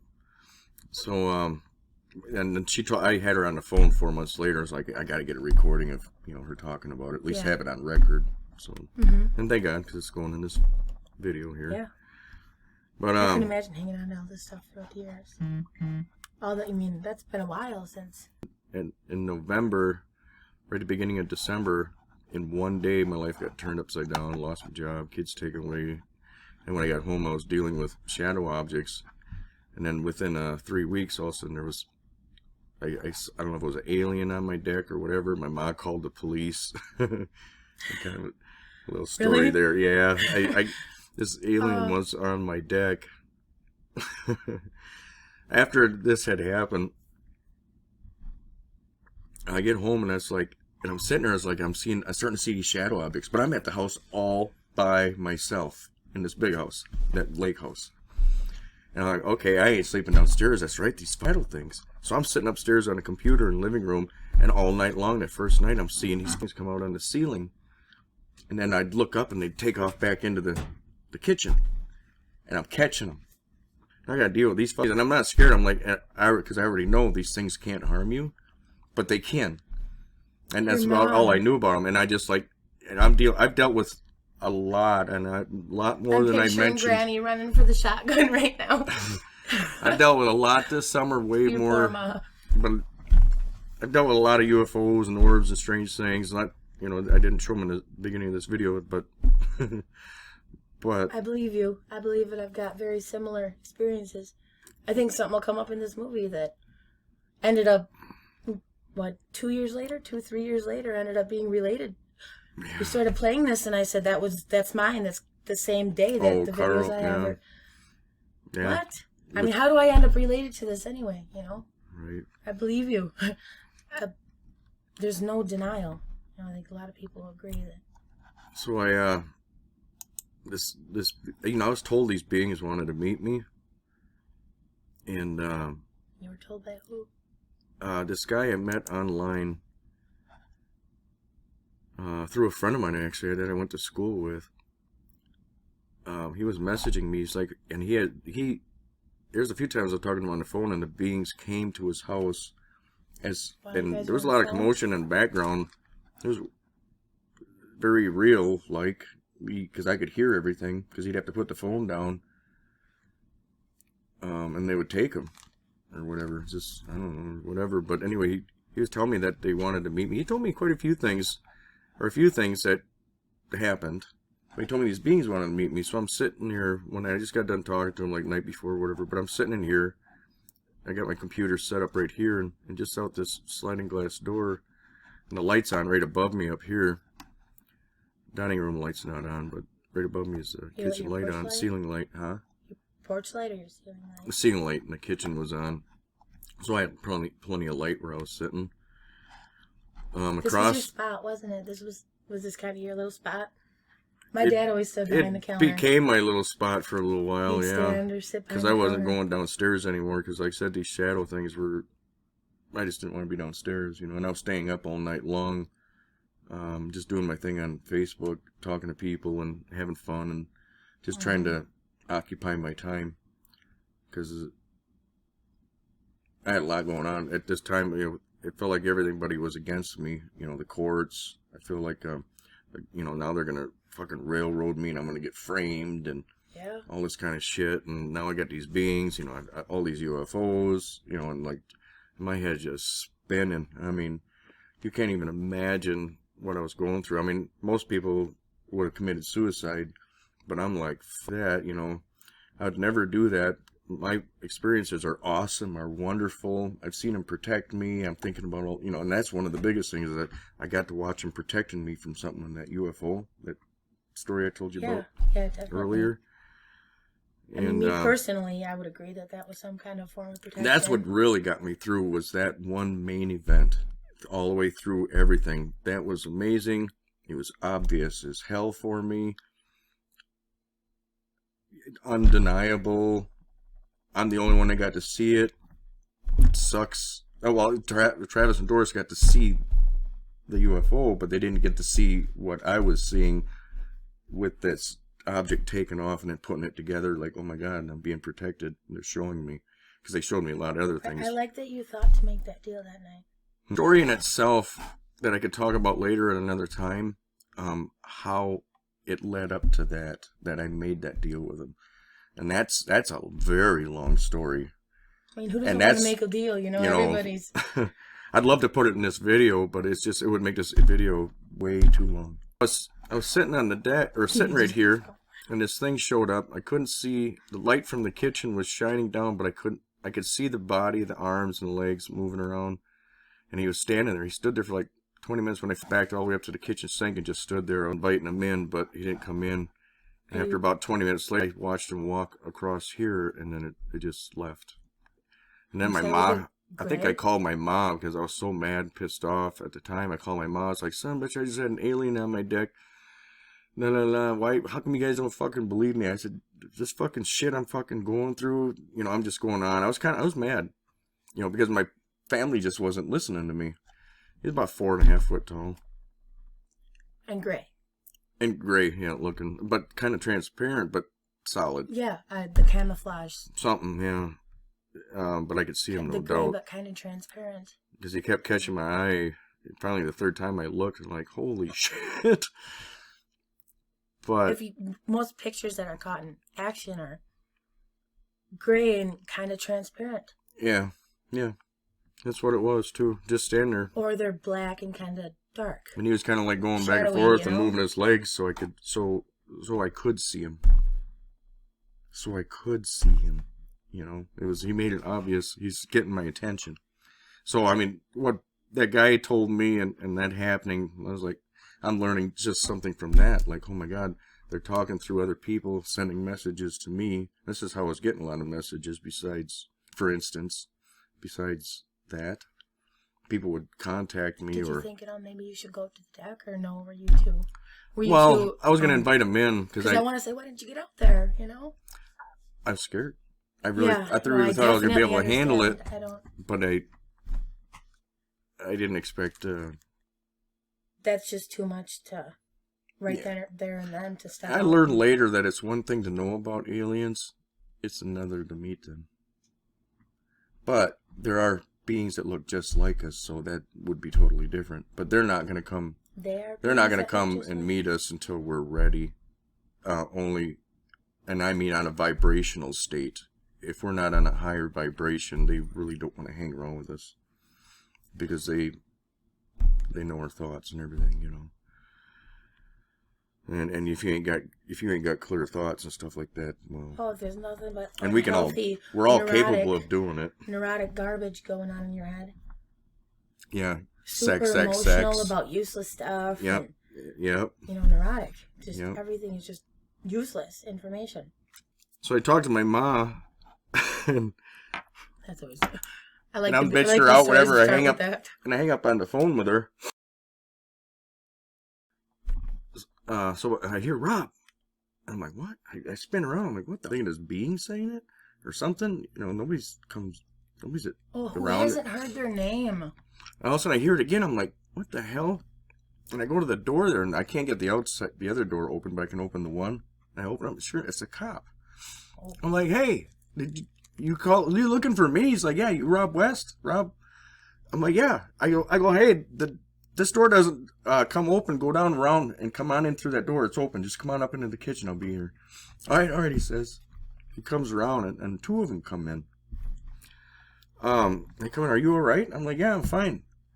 Well, we just got a phone call. Do you know what this is all about? I'm like, oh, yeah, I bet I do. I said, I bet you my mom called you and said something, you know. And she's like, yeah, she was worried about, she said something about you were, like something on your deck or whatever. She's worried about you were drinking or drugs. I'm like, no. I said, does it look like I'm on fucking drugs? And I look in my eyes, and he kind of shakes his head. No, I said it, and it's kind of, it's getting excited. I said, it was fucking alien on my deck, blah, blah, blah, blah. I said, and they're just looking at me kind of funny. I said, you know, and I'm pissed off because nobody will believe me. So I called my mom and told her about it, and I'm pissed. You know? I said, you guys want to see some she's stuff? Your mama, she believed you. I said, of course. Yeah. I said, you guys want to see some stuff? I got my computer right here. I'll show you. And they were kind of like edging towards the entrance. Mm-hmm. like, no, like, wait, no, wait. this is some. I said, wait, stop him, stop, don't go. So they stopped, and I said, let me show you guys some stuff. They're like, no, our sergeant, he showed us some of your stuff before we came here. Well, and I'm thinking to myself, that's not no good because he doesn't know how to some explain of your stuff, what he's so showing they already you. knew. I mean, of course they knew. No. Yeah, and he's like, well, no, we're fine. We as long as you're okay, you're okay. Of course they didn't. Yes, want I'm to take a fine. look. I have no problems. I've been dealing with this shit. Well, we're gonna okay, and they just wanted to get out of the house, which Yeah, I they thought didn't was. want to take a look. I laughed after they left. After that happened, okay, now we're gonna hit New Year's Eve. And it's a couple of weeks to New Year's Eve. I get invited over to a friend's for New Year's Eve party. Sure, why not? Nobody else talking to me. At least, thank God you guys are. At least somebody is, And so he's got a little band going on in the garage, and they're drinking or whatever. And I go there, and it was kind of weird. This girl, Amanda, I'll just say her name. She was a real sweetheart. But she talked to me a lot. She really liked me. Thought I was a really nice guy. And she's 23 years old. Never thought about aliens, UFOs, or anything, but was curious and was listening to my stuff. Never saw anything, whatever. But she listened. She was curious. But anyway, I'm over there for a New Year's Eve party, and she'd be like sitting across the living room, and kind of never really talked to me the whole night. But she was always looking towards me, kind of odd. And just, and I couldn't figure it out. But, I said, hey, how's it going, whatever. But then she just was busy. I was like, well, she's just busy with other people, whatever. Mm-hmm. I talked to a few other people, whatever, watched the guys play in the band. I'm like, okay, talked to a couple other people I kind of knew. And I sat down on going up from the living room into this hallway back to the kitchen. There's like 2 steps to get into this hallway. I sat down on the steps, and she goes past me. She goes into the kitchen. She's in there for a few minutes or so, and all of a sudden she comes back out, and she goes past me, and I feel her hand whiz past the top of my head. And I didn't think much of it, but it's unusual that I felt that much wind. Right. But maybe she was happy or something. I don't know. Like maybe she was being playful. Something, yeah. Right. And she went back over to the side of the living room, whatever, and just still looking at me funny. It was kind of weird. I mean, but I just kind of was letting it go, and all right, well, I'm going home, and I left. A week later, they called me up, and they invited me over for a card game. So I go over to the card. I go there, and they got the table set up in the bedroom, and the kids are out in the living room. And we're gonna play poker. These games last 3-4 hours. Card game. Everybody's just trying to have some drinks, but Dan's there, the dude's there, and Amanda's to my left. And Dan, his wife, is laying down on the bed with her head resting like this, facing towards me, and her head resting on her hand. And we start the game, and they got me sitting in the corner. Nothing on the mirrors behind me, white walls. This is what I noticed later, but we started the card game, we got it going, and we're like on the third hand or something, third round, and I open my cards up and I look at him, and I look up right across from me at Dan, and he looks at me, or he's looking at his cards, and he's fanning his cards out like really slow. I mean, like unusual. Gets them out, and all of a sudden he looks up at me really slow, and he looks at me and above my head, and I'm like, that was kind of odd. But I just kind of went back and looked at my hand to see what I got. And the kind of game kind of plays. We go through, and we played for like 40 minutes tops, and it was just. And his wife that was sitting over there, she never budged, she never moved, and she was always staring towards my way, which I didn't notice. You probably just had a big head, like, oh, I just want to check you out. I don't know, I just, whatever, all of a sudden the game quits, it ends. I'm like, okay, well, this kind of short poker game thing. Weird. Alright. So they leave, they all leave, they leave me in the room by myself. You said there was some, like, laying on the bed, too? Someone was chilling on the bed, too? Yeah, and it was Dan's wife. So they go all out in the living room to say goodbye, and they're all talking out there for like 20 minutes. I can't even hardly hear them, but I can hear them. But they're talking and whatever. It goes on for 20 minutes. Whatever. They come back in. We talk a little bit, and I go home. Okay, I guess nobody told you what they seen. Nobody said nothing. So I get home, and I'm on my way home. I'm thinking it's kind of odd, but whatever. It's maybe everybody was just tired, whatever. But a week later, Amanda calls me, and she tells me to come over. She needs to talk to me. I'm like, all right. Well, I'm coming in town anyway. Caught me at a good time. I'll stop at the store and I'll come by. She said, all right. And she sounded pretty excited. So I take off. Oops. I take off into town. I stop by, and she's really excited when I get there. She's like, oh my God. She goes, I didn't know if we should tell you this, but I talked to everybody, and they said, you probably already know about it, but your UFO and your alien stuff and whatever. She goes, I never used to believe it, but remember that. Oh my God. She goes, I just had to tell you. I have to tell you this. I just feel like I need to tell you. I'm like, all right, what? She's like, well, remember when you were here for that New Year's Eve party? I'm like, yeah. She goes, remember I was just kind of, I saw something. There was like this Charlie Brown cloud, I swear to God, hanging over your head. And everywhere you went, it was following you around. And even, I asked a few friends, and they could see it too. And that's why I was looking at you so funny. And I never came over and talked to you. I said, I said, and she was, and I was like, what? I said, like, what do you mean? And she's like, it was like a gray cloud, like a Charlie Brown cloud. And I said, well, how big was it? She says, I don't know, about the size of a football. I'm like, really? And she goes, yeah. She goes, and that's what I was looking at. You could just see this thing. And you know me, I've never seen nothing before. I don't believe in UFOs or whatever, but I seen this thing. And so did a few of my friends. Oh, man. And I'm like, really?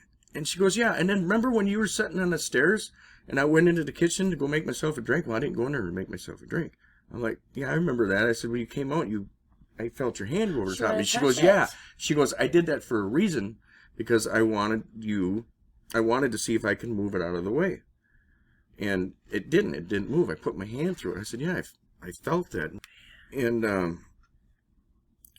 And she goes, I was like, wow. And she's like, well, that's not it. She goes, remember when we invited you over for that card game? I'm like, yeah. She goes, we invited you over for a reason. And that's why we had Dan and his wife there, because they're both clairvoyant. They can see auras and things like that. I'm like, really? I said, yeah, that game was kind of odd. It didn't last very long. And she's like, yeah, that's because they don't really want to talk about it. It scared the shit out of them. But Dan's wife really does. She does not want to talk about it at all. She doesn't want any questions or nothing. But Dan said, I asked him what he was seeing, and that's why we were standing outside the room for 20 minutes. We were talking about what he was seeing, what they were both seeing. And he says that there was some kind of alien being standing behind me and was observing the game everywhere we looked. I'm like, what? I said, what? You got to be kidding me. Why didn't anybody tell me this? Well, we didn't know. We thought you already knew because you were telling us about your UFOs and whatever, and we thought you knew it was following you around. I'm like, no, I didn't. Well, where's Dan? Can I talk to him? Will he talk to me? And all of a sudden, here he comes down the hallway, and must have been in the back in the kitchen or in the room with whatever. And I'm like, whoa, I said, I didn't even know you were here. I said, Dan, I said, man, I got to ask you one question. I'll only ask you one time. And that's it. I'll never ask you again. And he stops because he's heading towards the garage through the living room. And he stops. And I go, man, I said, what did this thing look like? What can you tell me about it? And he started saying something. I'm like, well, wait a minute. What color was it? And he's like bluish gray. I said, all right, well, what did it look like? What did you see? He says, I saw a being standing behind you, and every time someone took their turn, he could see its head moving when it was that person's turn, like it was observing the game. I said, really? I'm like, well, what did it look like? And he's like, and then he just kind of focused, and he's staring straight ahead. And he's like, he puts his hands up, and he's like, he kind of goes like this. He goes, had kind of a tall head, kind of like this he's going. And then and then like a tall forehead and kind of big eyes, like almond shaped, not real big, but big. And then he put one hand in front of his nose. He's kind of moving around in a circle, and he goes, and he's just staring straight ahead, like he's just picturing this thing. And he's like, no nose. And he puts both his hands by his cheeks, and he's like, kind of like a narrow chin. I said, high cheekbones? He's like, yeah, kind of. Maybe like an Indian, he says. Indian cheekbones. And he says, narrow chin. And then he goes kind of like, and he's moving his one hand around in front of his fingers, in front of his mouth. And he's like, I don't know, kind of like a straight slit with no lips. And all he could see was the head up. He couldn't see the body. Well, I got to see the body. I think I got to thinking later, I got to see the body on my deck, and then he got to see the head. But I'm thinking to myself, what the hell is this? Is it a being? Are they following me around? Is this my protection? They're following me around on the ground now to protect me on the ground? I got all kinds of shit going through my head. But Dan left. I never asked him again. And I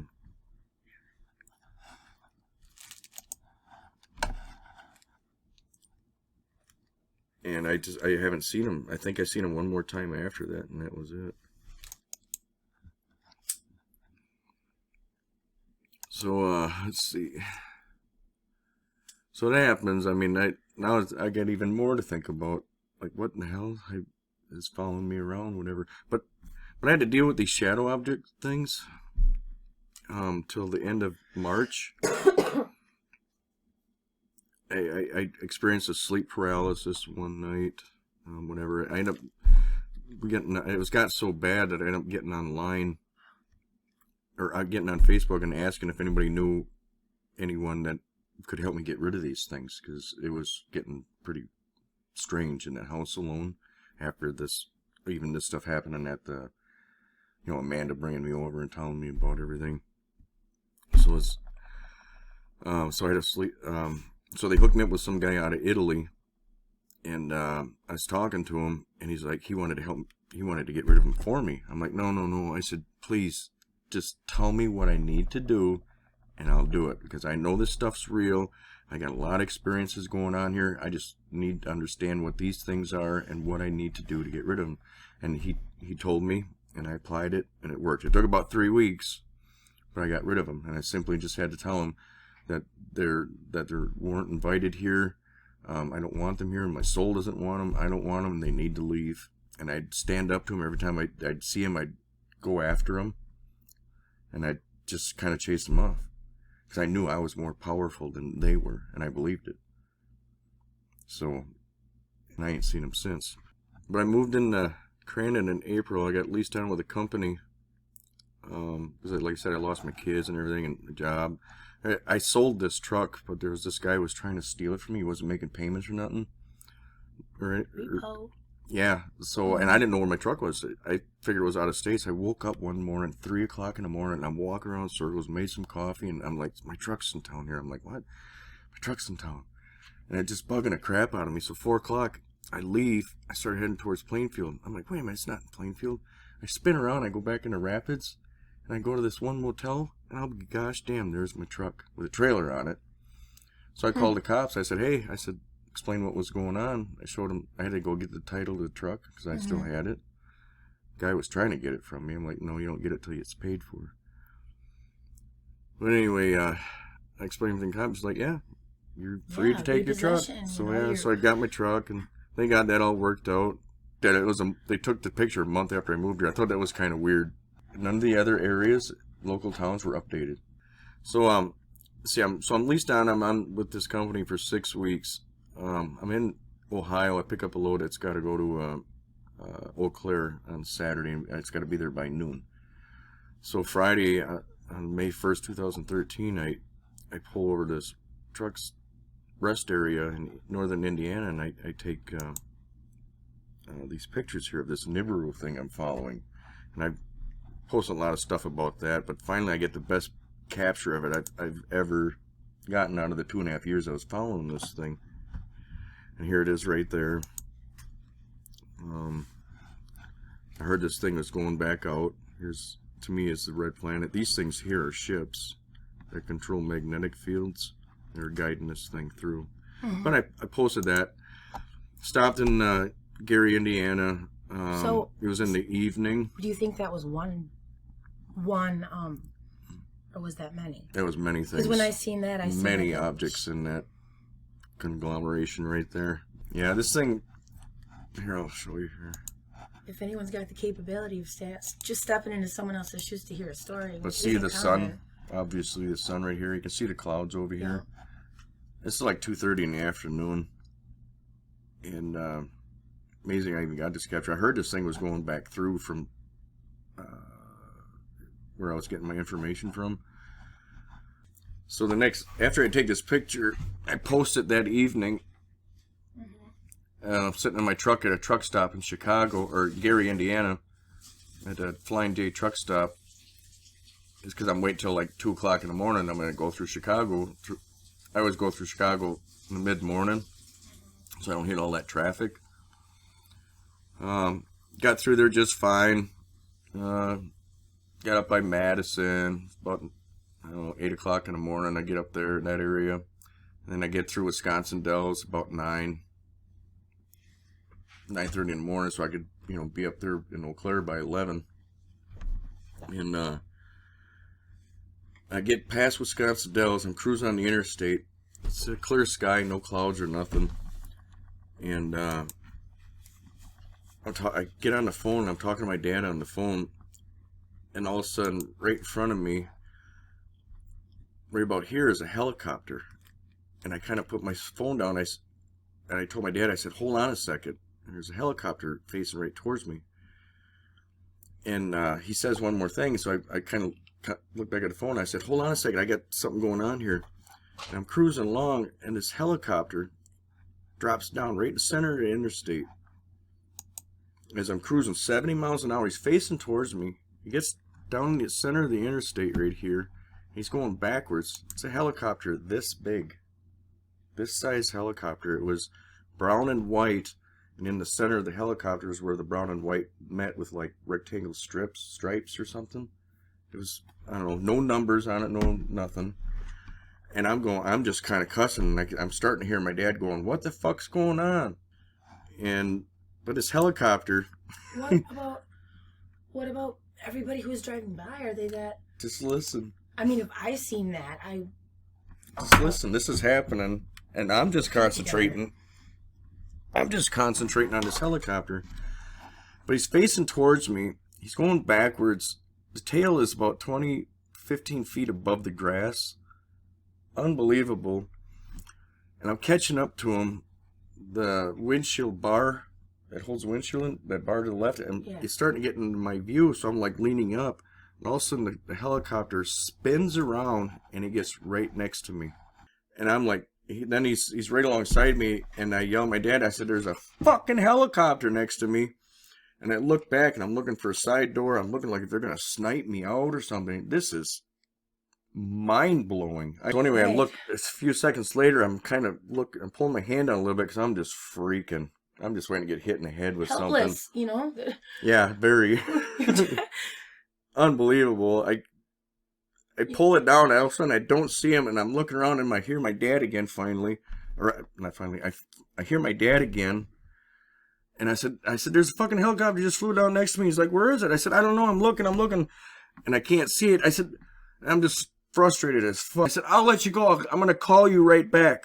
And I fucked the phone down, hung it up, and I'm looking, and then I'm looking in my rear view mirror on the passenger side of the truck.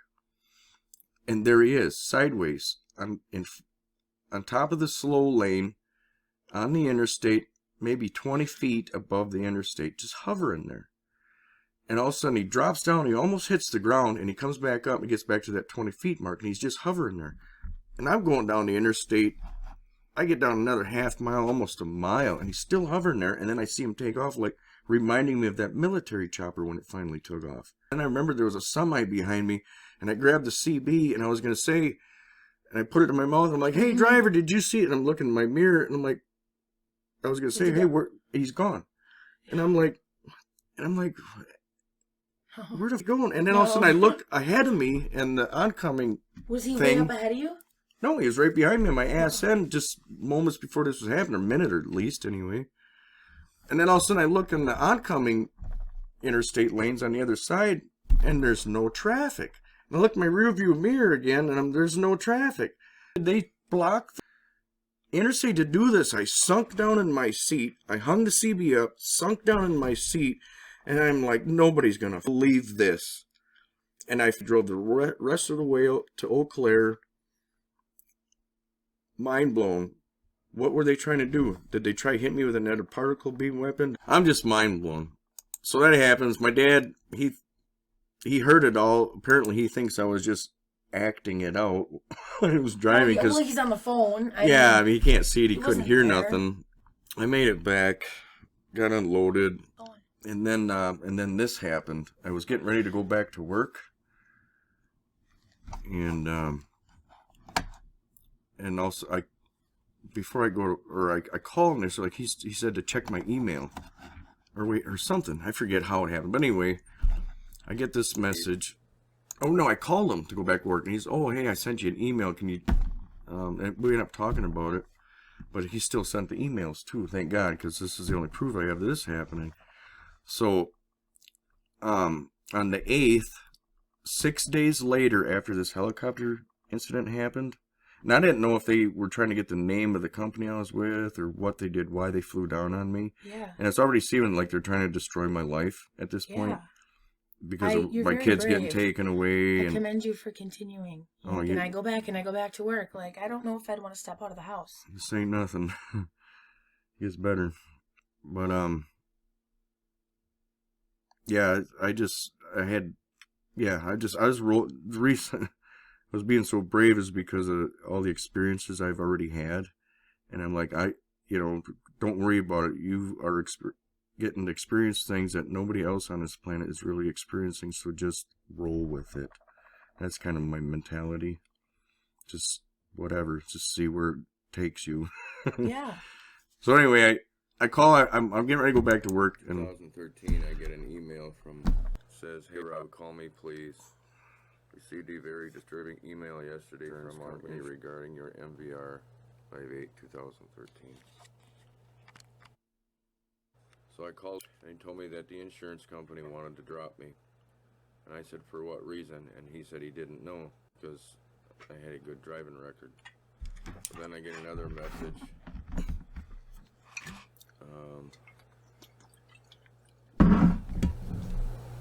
And it says, just talk to our insurance agent, and if you find a qualified driver to drive your truck, they will still let us use you, yes, but you have a clean MVR. So we went through round and round on this, and I ended up getting my own insurance through Progressive.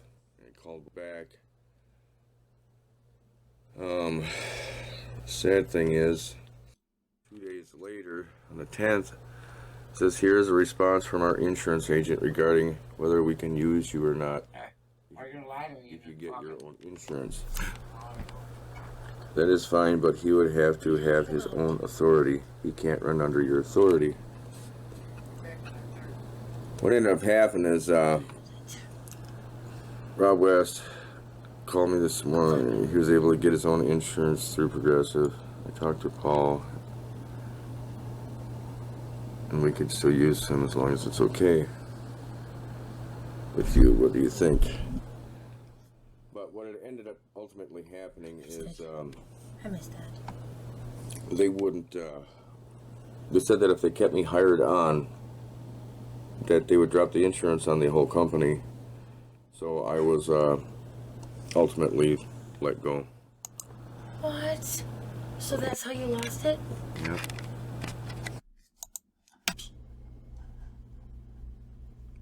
I called out like about 10 other companies and to get leased on with them. And I called them right away, told them I have my own truck, blah, blah, blah, and I have my own insurance. And they, oh yeah, great, awesome, great, would love to have you on, and we'll give you a call tomorrow. They'd run my driving thing and call me back. No, our insurance won't take you. What? Our insurance won't take you. Some of them didn't even call me back. I called them like 3 days later, what's going on? our insurance won't cover you. And I'm just like, what in the fuck? These son of bitches are got it so I can't even get insurance, or to just make absolutely everything as hard as possible for you. Yeah, so I'm just keep you off your feet. Yeah, not money, not just get me down in the dumps, maybe commit suicide. Who knows? Oh, right. Not this guy. So I decided to sell the truck and just get an RV because I thought maybe I was going to travel or something. I really didn't know. Took some months later, but I was sleeping in my semi too because my daughter and son-in-law that lived right here in this house, they had this huge TV. It was big as the wall. Yeah, I've seen them. Yeah, and I couldn't handle it, and it was really loud, and I just couldn't handle it. So I spent the last 10 years in a semi building my business. Ain't no problem. I could sleep in it in the driveway. But so I'm sitting around, and it's May 17th. I get up real early in the morning. I go outside with my camera. I'm just pissing around, and I catch this object over here in the bushes. I was over this area a few times. This is probably the best video of it. That's why I'm zooming away because I didn't notice it right away. But you can see it. Mm-hmm. You can see its kind of eyes the maybe blinking. Yeah. Here's some still pictures of it. You can see his face right there. A little bit closer, and then we invert the pictures. Actually, someone took this picture and inverted it for me because they wanted to know if it was an object. Oh, and this image is. So I mean. It's definitely distinctly separated from. Pretty obvious. The foliage it's in. Yeah. So I mean, and when this happened,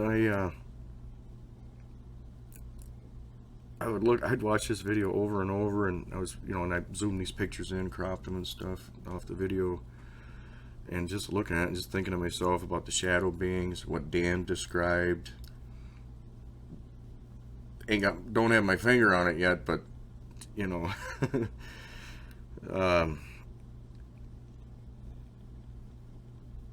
just more to add to my experiences, and more questions than answers. I could elaborate more, but there's nothing else I can think of right now. While I was at this place too, I got this picture. You can see the UFO down here. Very interesting. And right 5 orbs. Picture. You got the 5 orbs here, you 2 got there, that? 2 there. Yeah, I took it up in Crandon, and this here. And then it's a little far away. That's pretty cool. That's a great picture for you to catch that. Mm-hmm. And a bunch of other pictures. So I'm still on Facebook. I'm still trying to wake people up. Still trying to share some positive things, whatever people ask, just doing my thing. And that summer, me and a friend of mine, we'd take a ride and you'll have to listen to what he says here.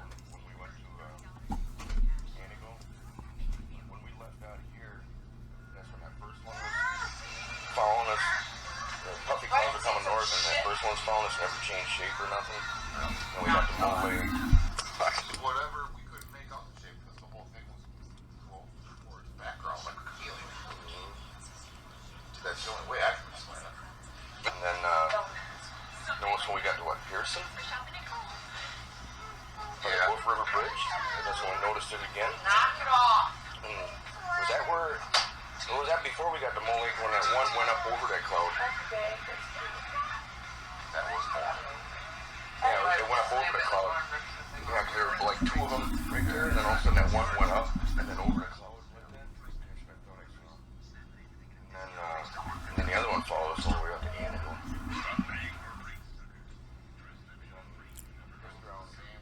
Just around there, and then come back, and then was going north there before we got to Liquidators. I didn't pay attention after that. See what it was, dude? I'll bet you. It took a picture of where it was and cloned itself with that picture. Because the pictures were different from when we went there and when we went back. The cloning. That's what that was. Wherever they were sitting, they cloned themselves with that camel. And fucking followed our shit.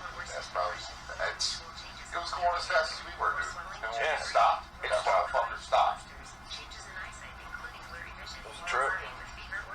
was on our way to Indigo. We were on our way to Indigo. We drove from here to fucking Mall Lake. And we noticed it right when we hit that first corner, the second corner, by S. We noticed it, and we were going straight. We're like, motherfuckers, what is that? And it's not cheap. It's like if you take a picture of the fucking sky, you fucking blow it up, and that's all you see. And it was going with us. It never changed shape. The next set of clouds above that. Like storm clouds and shit. So it didn't change, it didn't dissipate, you know, like a jet would fly through a cloud, it would go, you know. Or at 60 mile an hour, the wind, the cloud would swirl or something. It didn't change shape whatsoever. And we did our shit, we didn't notice to look up or anything. But when we were fucking leaving, and we had to pull, we were stopping at JP Liquidators, we were like, son of a bitch. Now it's going this way, but it was a different picture of the sky, a different formation of cloud, just based cloud. Going this way. From north instead of south. North. Completely different direction. Clouds were going fucking east. Both times. That's fucking weird shit, dude.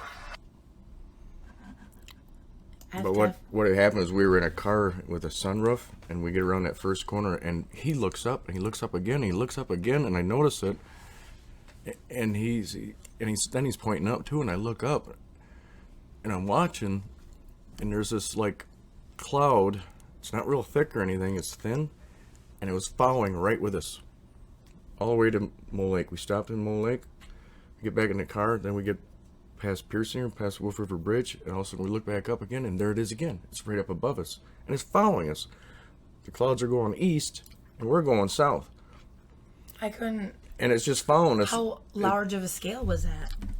That movement that was going the absolute opposite direction. I've definitely thought of cloaking. You know, some kind of. It was some veil. kind of cloaking, and it just, like he said, it took a picture of these thin clouds that was above us, and then as it rolled with us, it just kept that. Showed you that image instead. Yeah, and nobody else would really notice it. No, of course not. But it was right with us all the way to Anago.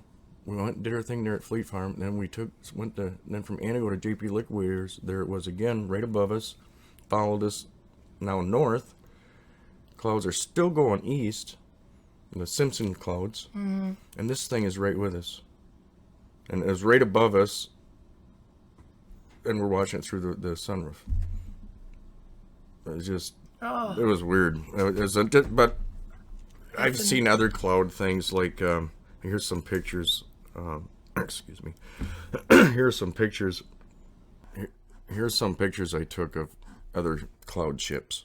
Mm-hmm. This was in Plainfield, Wisconsin. It was right where I worked at Beulah Farms.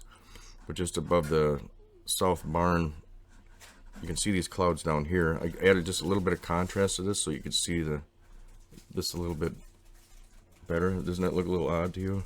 It does look different. I mean, you can see like a square thing here, two definite round things here, and two of them over here, side by side. Got some pipes here or something, and then just whatever, just something. I don't know. It's definitely different. Very different. And here's clouds. I mean, clouds. But you can leave it. Oops. You can use your own judgment what you think it is. I haven't quite figured it out. Other than that, it's a ship disguising itself as a cloud, because that's what they do. They are masters of disguises. This is a close-up of it. Not, you can just see. It looks like there's structure to it. Yeah, that's all that I'm pointing out. It does obviously. Definitely. There's some kind of structure to it. In some way, for sure. So something, it's like some kind of cloaking, making your own cloud kind of thing. Of a cloud being taken and then put on the belly, Something, yeah. It's just odd. So there's that, and then I caught this up in the clouds once. I've seen a lot of other things. I mean, these are just some of the things I've been able to capture. You can see this. I don't know, to me it was very odd because it's very sharp. You know, and then you got this center right here. Very defined. You know, it's just definitely odd. You know, it's a cloaked ship in the clouds, and it's just showing the outside of it and maybe the top of it. You know, something. Here, here I got another picture of it. For some reason, on this screencast-o-matic, these pictures are a little bit blurrier, but you can see it. That looks very different. Oops. You know, that's normal. Just a camera picture. I see like 3 points over here. What, that thing you mean? Or? Right up in here. Oh. It's almost like... Yeah, but I don't know. It was just interesting. I've never seen anything like it before. It could just be whatever. The way it's separated made a swirl. Yeah. I mean, But, you know, I've seen a lot of things in the clouds. It's some more odd stuff. I've seen so much. Something to look at for sure. Yeah, I got so much odd stuff. I mean, there's more I could talk about, but here's some of the pictures that, you know, I can show you some of them, and I could talk about whatever. But anyway, in the summer, 2014, I went to Rhinelander to go visit a friend. He wanted to go for a boat ride on his boat, and he lived up here north of Rhinelander, a little bit further up than here, and it gets pretty narrow. He couldn't take his big boat down this, so we brought it down to here, to a boat landing.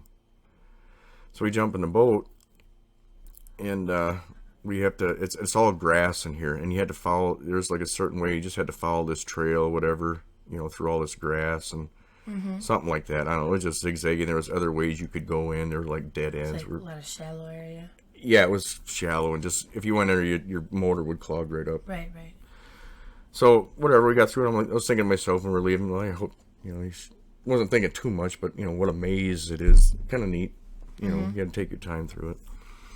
But we cruise down here. We go down to Rhinelander. We're checking it out, whatever, and then we cruise back up here and we stop at this bar. And he's got some friends, and there's quite a few people there, having a few drinks.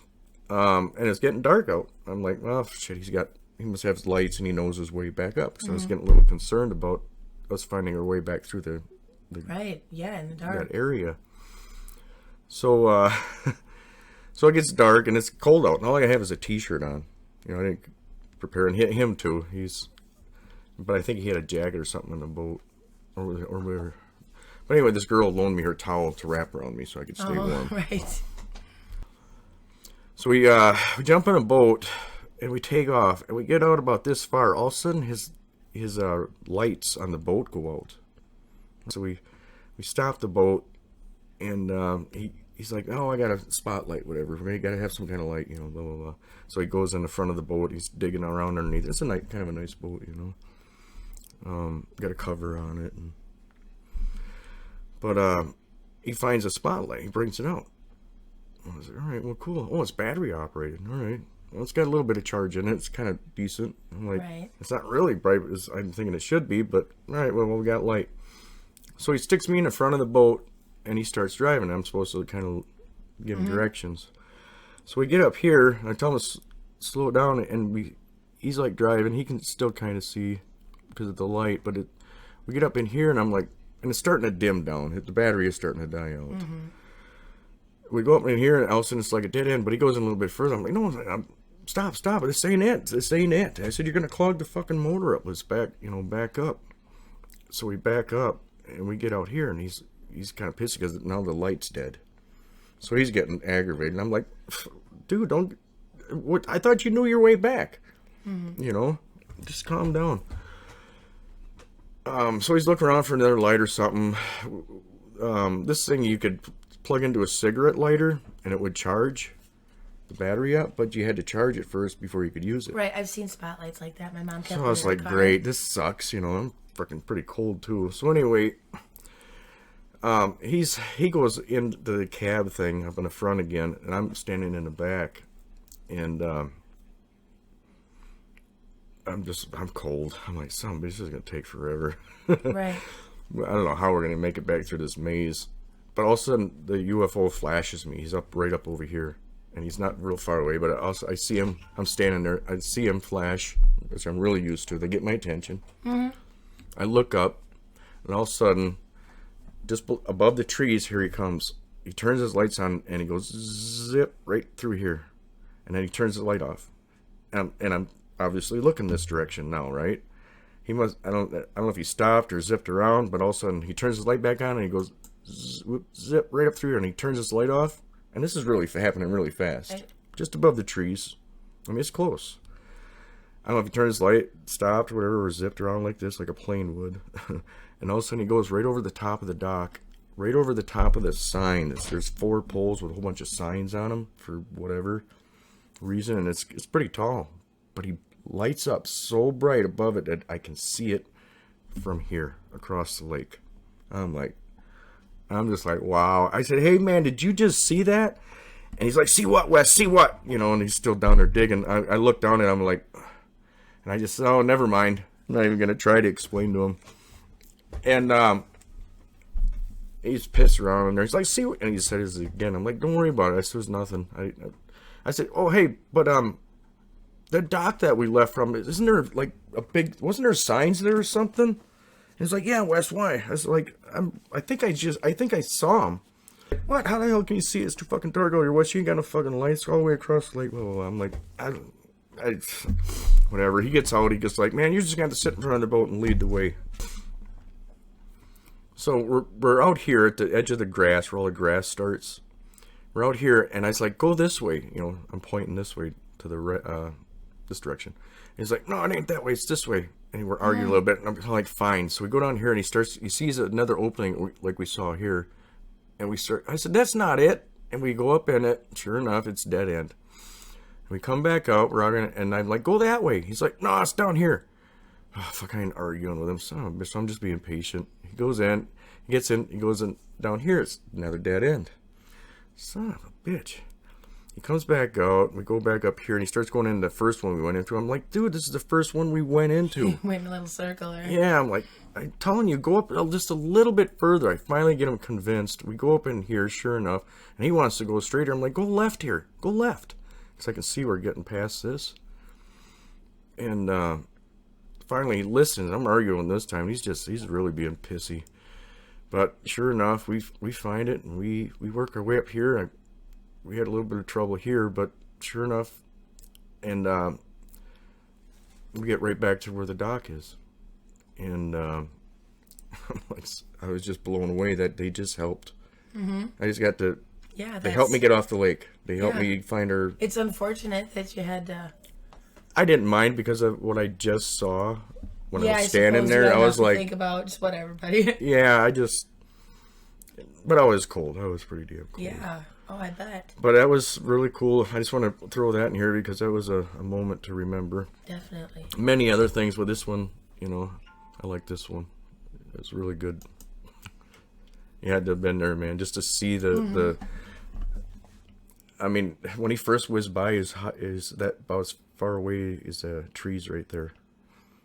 Just inside here, because we were right here, and he just whizzed by right here. So it was probably, maybe a little bit further in the tops of them pine trees. I'm just picturing, hey, Robbie's directions. Yeah, here's the directions. Somebody get... So that was awesome. Here's old man Mike. He lived next door. Good old guy. He didn't have any family or whatever. I ended up making this thing for him because this cord was ripping his ear off. Yeah. But before all this stuff started happening, we were out in his backyard on his deck right next door to my daughters, and I was showing him the ships, and he was listening to me about the UFOs and things. This is my picture from the back of my daughter's place, but Mike's is right next door over here to the right, which shows this same building. Mm-hmm.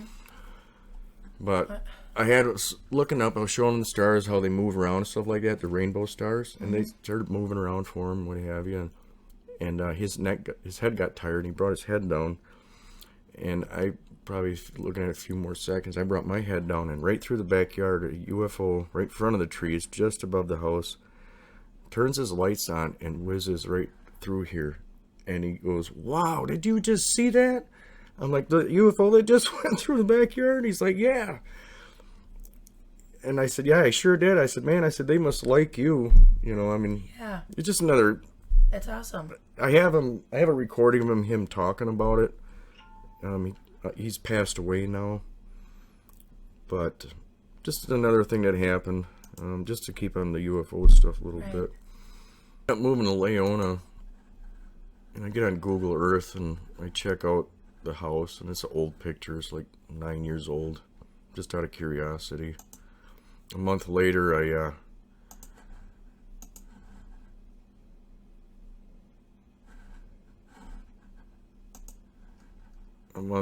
go on Google and I check it again. It's about a month and a half now after I moved in here, and now and they updated the picture. There's my truck. You know, and I had moved in here. Kind of weird, whatever. So I kept, something told me just keep the picture, so I kept it. So now I moved to Crandon. They update the picture, and I'm checking the surrounding towns, and nothing's updated except for right where I'm at. Well, that's interesting, a little odd, whatever. I'm not going to show those pictures, it just takes too long. But anyway, duly noted. I keep the picture. Something tells me to keep the picture, because there's something else that comes up that has to do with Google Earth again.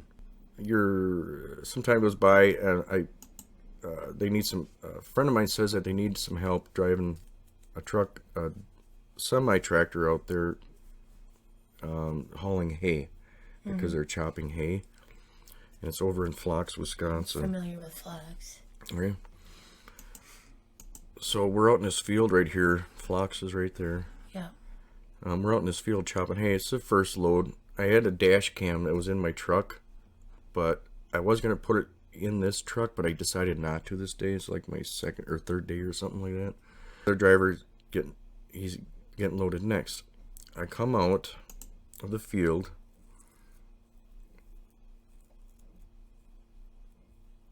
I come out of the field around this barn here, and through here I come zigzag, and then I zigzag out.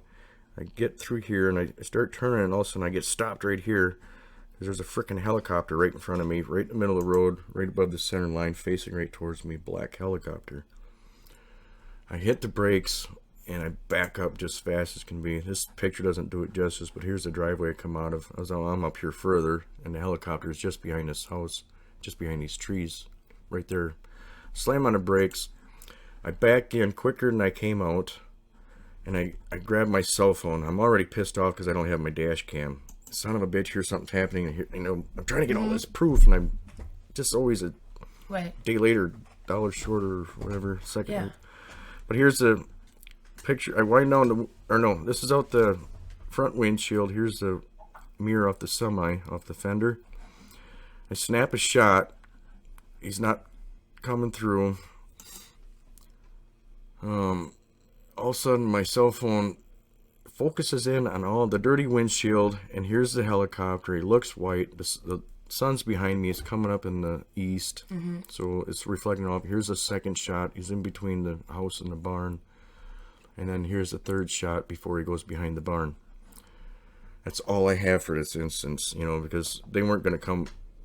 Whatever. They started leaving. They went into the field there.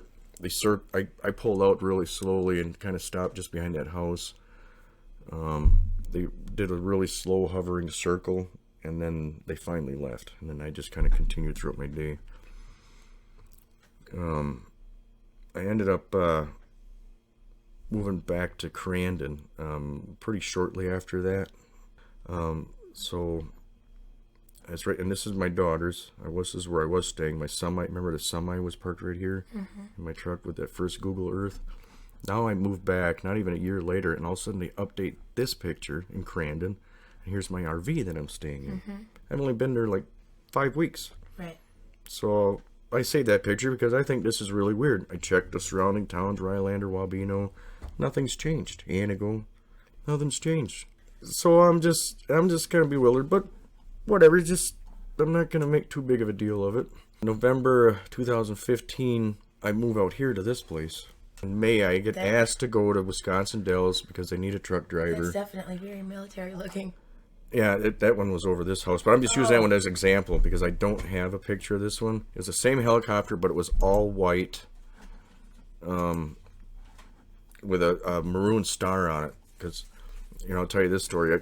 I was down there on a Wednesday. We worked till Friday. Went back home. Came back down Sunday. Went to the motel room. My dash cam quit working when we got to the motel room. I'm trying to erase pictures off of it. I couldn't get the pictures erased, so it wouldn't record for more than 5 minutes. And what the hell, you know? I bring it in the motel. I wake up next morning. We have breakfast. I tried fixing it again. It wouldn't fix. Whatever. Put it in the truck. We go meet everybody. The boss asked me, hey, and I find out that the other dump truck that I was driving got rolled over from this other guy over the weekend. And so he needed another dump truck, and he said that he had another dump truck over at Rocky Arbor Diesel Repair. He wondered if I could go there and look at it and get it going. I'm like, sure, but I'm going to need some help. I'm going to need somebody to help me. And he said, all right, we'll take Jesse with you. Cool. Great. So we jumped in my truck, and we head over to Rocky Arbor Diesel Repair, which is this place right here. And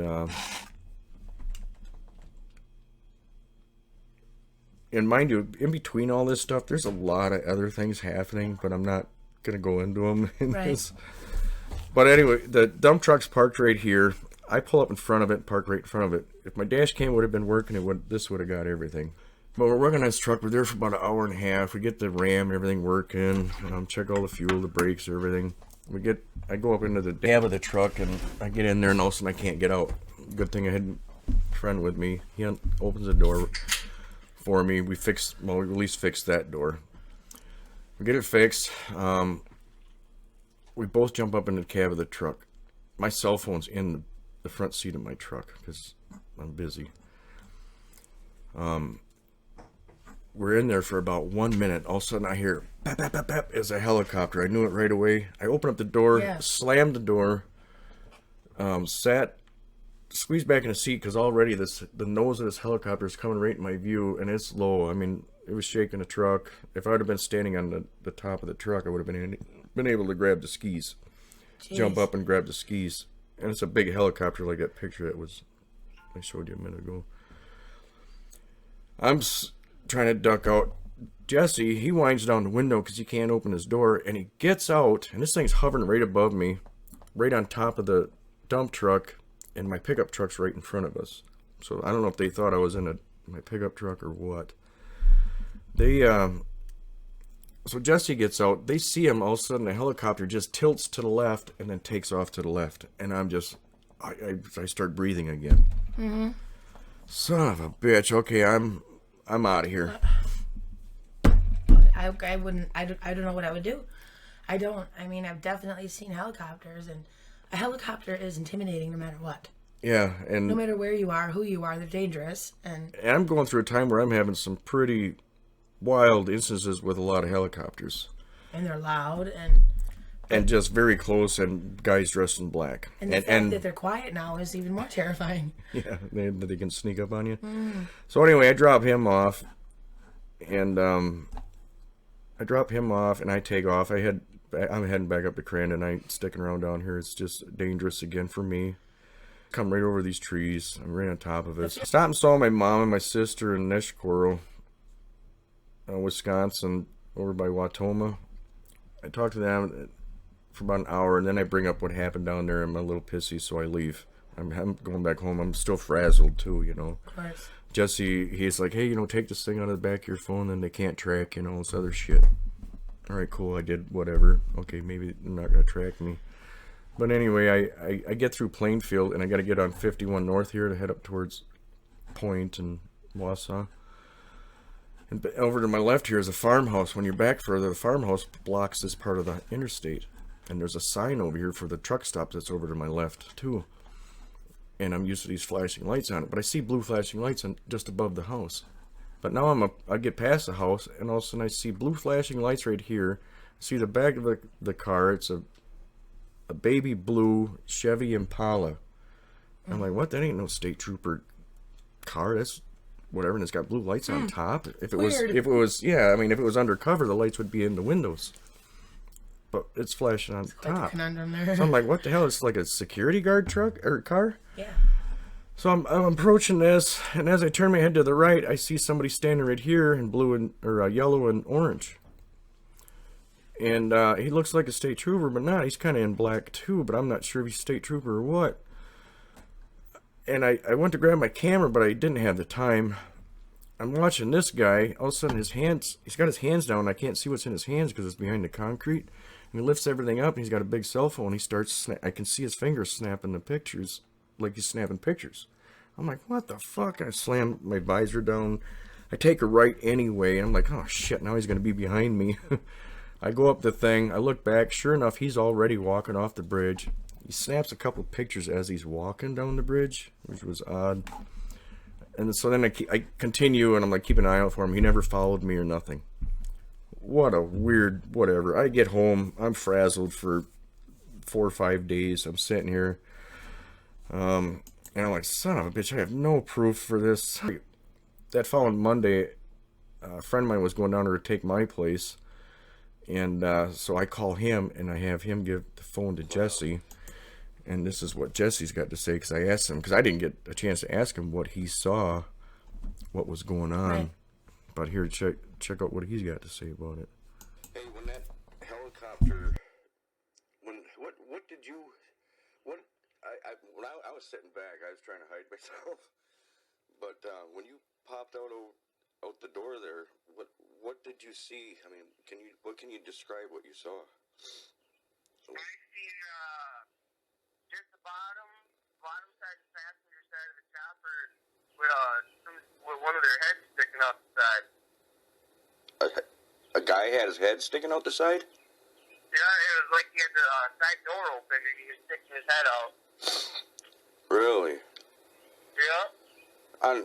Wow, I didn't even see that. All I could see was the front of the helicopter, and then they turned, and then all I could see was the bottom of it, because they were so damn close. Yeah, that side door was wide open with someone sitting right nearby it. Really? Did he look army, or what did he look like? He was dressed all in black. He had a helmet on, his goggles, fucking his headgear. Was he holding anything in his hands? No, he was leaning out the door. I seen his AR-15 strapped across his chest. Not even shitting, fucking full assault rifle. You can see the scope and the clip. He had about a 40-round clip in it. Yeah, I can see the clip that clean. I didn't even see that. Yeah. That's why I kind of been fucking geeking out the last couple of days. What's that? That's why I've been kind of geeking out the past couple of days. Because since I seen that guy sitting there with that fucking rifle, man. That's insane. Yeah, that was a little too close for comfort for me. And that wasn't even didn't look like a military chopper at all. You said that was maroon in the front and then all white? Maroon and white. That's what I thought I saw in the front, too, but I wasn't sure because he just started turning. Holy fuck, the side door was open with a guy. Holy shit. Yep. And was he pointing it out? No, he was just leaning forward. He was hanging on, leaning forward, looking out the door.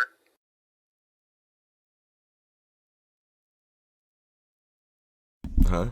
And nothing says intimidating like an assault rifle. Yeah, I got a pretty good history with these helicopters, though, Yeah. and Sure, and I I'd know it's all for me. This just doesn't happen. I haven't met one person that has even 2 of these stories with the helicopters. Oh. Or even let alone Yeah. one. I don't think I've ever seen a military. Yeah, it's just. But so it took me a few weeks. I calmed down from that.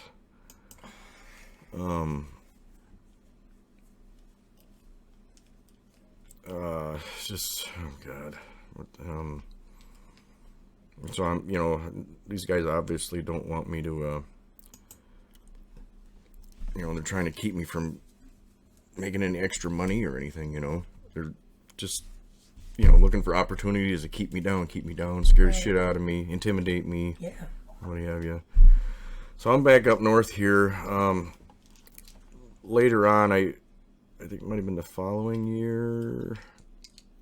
My cousin asked me, they need someone to help them part-time driving a pulp truck, log truck. So I'm like, sure, I'll come help you guys, And I went and met him in my truck. I'm going to actually have him tell this story too. This will give me a better idea of what happened. All right. Me and Bill left you here and came out of the woods. And as we were going down here, going towards Crandon, a helicopter, a white one, came right down over top of us. Came over the top of you? Yep. From behind you or something, or? Yep. And it came down here by the old copper country and went sideways. Did you say it was facing towards you? Yep. So it went over the top of you backwards? It's kind of sideways, like if your vehicle. Oh, it came over you sideways like that? Like this, then it came over and it was like that, riding down the road in front of us, not more than 20, 30 feet above us, and just stayed with us. And then it, as we came down this hill, coming towards the restaurant track, it cut this way and came over here. As we came down the hill, it was sitting right above copper country, and we turned to go towards Howerton's, and it went back. And then it left. Yep. Like a big, like a military chopper, but white. Yeah, it was. Was it completely all white, or? Yeah, with black windows. Yeah. And what was weird about it was it didn't have no numbers on the tail. Yeah, that's always the case in my situation. But yeah, you just dropped. Yeah, that's right. You guys dropped me off, or dropped me off, and you picked that other guy up. Mm-hmm. Yeah, you actually came out to help us with the skidder, and oh yeah, that day we needed some parts, and you stayed there to look at that dumb welder. Yep. And we ran over to get that generator thing. That's when. That was a day. Okay, I remember that day now. No shit. So we come right over the top of you sideways. Yeah, never ever had that happen before. I was thinking it was you were coming out of Crandon and he followed you backwards through here or something, the way I was understanding it. But, okay, that makes that's a lot better. Yeah, and then it was like as soon as we turned the corner, because I almost drove off the road. I kept watching it. It went back. You just left. Yeah, it just went right up over the woods, went right on back. Right, so it to you was obviously checking you out or something. Yeah, I think it thought you were in there. Well, I'm sure it did, because it happens to me a lot, and being that the leaves were all up, because I remember hearing it and not thinking nothing of it in a distance, thinking, it's just a flight for life or something like that in that area. Yeah, but it was on us almost immediately when we hit the highway. We just couldn't see it at first, but I think it was right on us on the highway. We just never looked above the cab, and I remember Bill freaking out, going, "Man, I swear that's right on top of us." And he stuck his head out the window and he goes, about the same time he said it's right above us, it came out in front of us. Then it stayed right in front of you for... Yeah, I thought I was in trouble for something. I never had a helicopter that close to me. Oh, and I remember remember if I was in there. telling Bill, "Are you wanted for something? What the hell's going on here?" But we were the only ones on the highway. We were all alone. Yeah, that's usually the way it happens. I've had them... Man, I got some stories. Alright, well, that's good to know. At least now I understand better. And I remember the day now. I was with Ted. Yeah. Yeah, we were right up in here. Yep.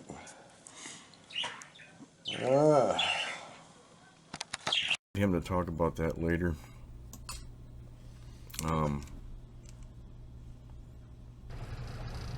Here's a helicopter I caught.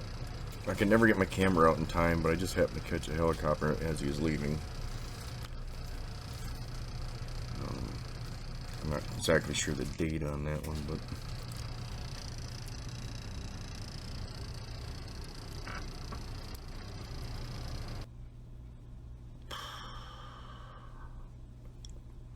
then this helicopter, the picture I've been showing, then this helicopter, I get a cell phone pic, I hear him coming, all I have is my cell phone, so I snap some pictures. It looks a lot further away than what he really is. Big helicopter, same type that was that I've encountered a few times before. And I knew he was coming back, so I had my camera ready, and sure enough, here he comes back. You know, and like I said, cameras don't do it justice. Definitely not. But they're just scoping my place out. Later on that fall, you know, this same helicopter, it's a military chopper. Then on 6 a.m. in the morning on 12/1/17 at this house here, Where I'm at right here. All this property, all just all land. Nothing out here, no homes, no nothing. So I got to thinking, when I first moved in here, felt pretty safe. I was thinking in the back of my mind, you know, I got a house here, houses here, neighbors here, and down here. This is all the county property back here. I was thinking if, you know, if I were them to come and mess with me, I would actually come in through this area, right over here, because there's a cabin back here, but they're only up on the weekends, whenever.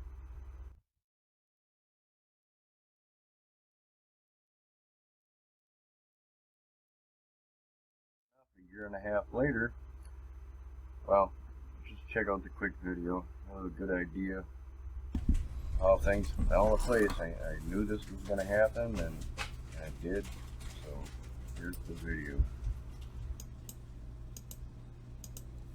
but you know, it's right out the door here. I got up. I was up early in the morning, and I just went to the bathroom. I come walking out here. I had a computer on and everything. As soon as I got to the kitchen, I heard the helicopter hovering. So I came over here because I kind of freaked out. I wanted to look out the window. I had the outside light on. And I can hear him hovering right up above the house here, just to the left. And he was quiet, but I could hear him. And I just froze. I stood there for like 3 minutes. I didn't know if it was moving, it was going over, whatever. But no, it stayed right there and hovered. So I'm like, and I was waiting for somebody to rope down, somebody come in my house. I was ready to book or whatever I was going to do. I did, you know. Finally, I said, fuck it. And I seen my little camera, and I grabbed it off the desk here, and I went out the door, and I was a little scared because I've been hit with particle beam weapons before, but I'm kind of leaning out here, and this is the video I took of it.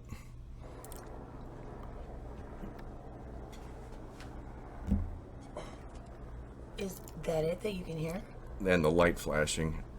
All of a sudden, as soon as I got out there, then they left. All right, I'm just making a quick video with my night vision. The video you just saw, helicopter hovering. Here's the end of my place. I'm standing in about the middle of my place. That's the end of the building, probably like, I don't know, 30. This is right where I was standing. Right there. There's an antenna that goes up in the door. Trees next to the road right here. But right up here. Right up there. Right up in here is where he was hovering. And then when I came right out, behind this tower, just that way, and in between those trees, this light disappeared. It was not far away at all. But I wanted to make, to me, a better, a night vision video, the so fact you that have a good idea. it's at home. To me, it's just they're always letting me know that they're always watching me. Because there's other things that happen too. I'm just skipping through a lot of stuff because. So that happened. Spring came. I got asked to go down to Nina to see a mutual friend of ours. And I was telling her a few weeks earlier. I was like, before I got invited or asked to go down there with her. I said, you know, I can feel it. It feels like I'm gonna have another helicopter incident.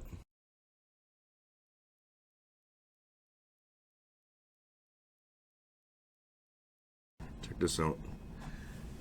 There's a place right here where we all walked out on the porch right there. And this is right about where that helicopter went through. So you can see the view they had to see us. And it was treetop high. Yeah.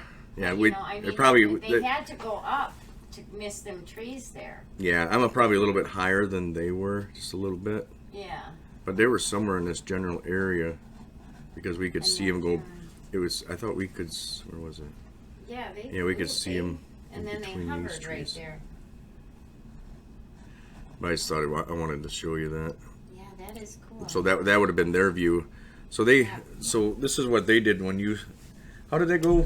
You went outside to have a cigarette? Yeah, no, I was on the porch. Mm-hmm. And I didn't even hear it. I mean, I couldn't hear it coming.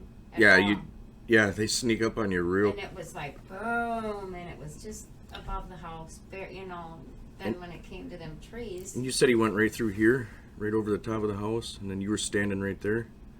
Yes. And then he went right through here. Yep. And he come all the way around. I don't know. I'm sorry, I'm not in the right view right here, but there. He had to go up. He had to go up to miss them trees there. Yeah. Along the road there. And then I ran in and got you guys. And then you came out and I was on my way out because I heard that sucker. I'm like, because I remember when I told you 2 weeks before that. I'm pretty sure a helicopter is going to be incident's going to be happening again. And then, and as soon as I heard it, I knew what was going on, and you were coming in at the same time. And you seen it coming and hover right there. You seen it come up. So that thing come around here. I remember when I was out here, we could hear it. Let me look here once. We could hear the helicopter going around in a circle. Why is this thing working slow? But he had to have, let's see, gone right through here. Then I could hear him way over here. And then he must have come right back around because he was right about that close, I think. Yeah, and he hovered. He went really slow, almost hovering, right through there. And you could see us. He could see us. Their face. I mean, you could see as he flew over the house. You could see you could see them in there. Yeah, like that picture I showed. And you could see him too. He was close enough to where we could see him in the helicopters, looking our way. Yeah, it kind of looked like close. Yeah. And I got it drawn right here because you were standing right there. Yes. So he went right through here, and then he went way around over there, and then he came back from behind that tree. Yeah. He was just above the trees right there. Yep. And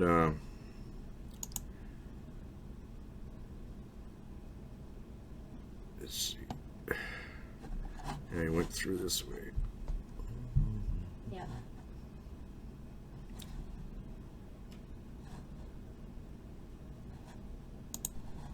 And then that was the helicopter. That's what it looked like, yeah. Exactly. And there was no numbers on it. You couldn't. All right, again. But man, you couldn't hear it coming. I know they come. I mean, I didn't hear it until it was just right on top of you. Yeah. Yeah. Ain't that something? Right out of me.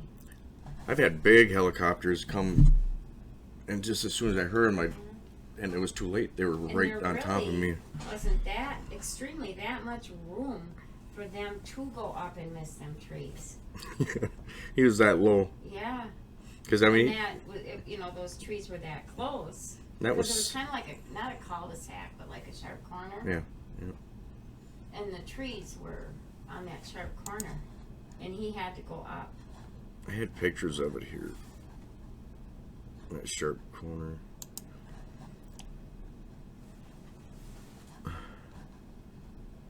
Yeah, right there's that corner. Yep, right. And he had to miss those trees right These trees right there. And those trees were not that far away, actually.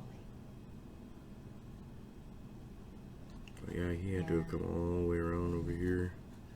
Yep, and then he stood there and just sat there. He was that close to where we could see that there was people in there. Trip, wasn't it? It was, yeah. But I called it. And then after that cloud.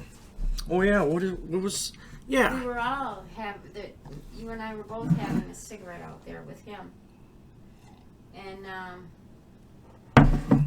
talking, and we all noticed that it was just sat there, and there wasn't that many clouds that day either, and so we all knew it was there, and then all of a sudden it was gone.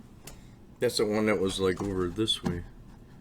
Cause I remember looking at it too. Yeah. You guys noticed it first before I did, so. And it wasn't that. I mean, it was like above us, but. I think that cloud was there to, you know, I don't know, there's always something around, and you know, and I got them one pictures of them clouds. And that was, wasn't that right after the helicopter? Yeah, it's right after it happened. Because then we went into the driveway towards the street, and that's where we were talking, was like in the middle of the driveway. Yeah, by the end of it. And that's where. That's when you pointed the cloud out to me. I think I went in the house to get a cigarette, and I came out, and it was gone. Yeah, but it sat there for the longest time. And it didn't dissipate. It didn't change form. And it didn't move. But there was the other ones did kind of. There was a few of them that were moving. It would have been the opposite way. Here, let me see. Yeah. It should be good. I bet 10 minutes it was out there, I'd say, or more. That cloud. And then poof. I remember you showing it to me because the thing was like this. It was like this. Well, looking at it, it had been like this big. Yeah, yeah. And then I remember I'm looking for the helicopter again to see if he's here him coming back, and we never heard him again. And I do remember looking back, and the damn thing was gone. Mm-hmm. But it was more or less solid than the other clouds. It's just more solid. Thicker. Yeah. Like. Yeah. It was just weird because you could tell it was something different than a cloud. But then all of a sudden, boom, it was gone. Oh yeah, this is where I put them in. Here they are again. Yep. Let's clip them out. It almost looks like it's disconnected over there too. Yeah. Way up on the top. Yeah. But that's my clouds, right? Now that you're seeing it again, isn't that odd? And here's that it's again. Something for sure. That's definitely something to look at, you know? Unique. Then, also around this time, maybe this might have been a little bit earlier, I can't remember the date exactly, but Kyle and my cousin were over here, and we were leaving, and they went out first, and I went over here to grab my camera, and I said, fuck it, I don't need it, and I was reaching out to grab it, and I said, the hell with it. Right. And I walked out the door, and Kyle's standing over there in front of my truck, and with a smile on his face, he's looking at me as I'm coming out, and he's pointing up. And as soon as I get out here on the step, I get down the steps. I'm looking up because I see it, and there it is. There's this. Right up here, about 700 feet, just hovering there. And within seconds, it starts moving backwards. Kyle was out there watching it, and my other cousin's seen it. And here's Kyle talking about it.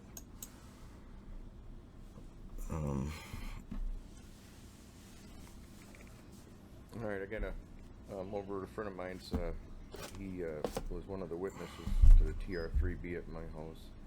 I'm going to have him just briefly describe what he saw, what took place, and then I'll finish up with what I saw. It's too bad we didn't have a camera, but at least I have had a couple of witnesses to this. Just to add to this whole video. But I don't know, just if you can just describe briefly what we're doing and what you saw.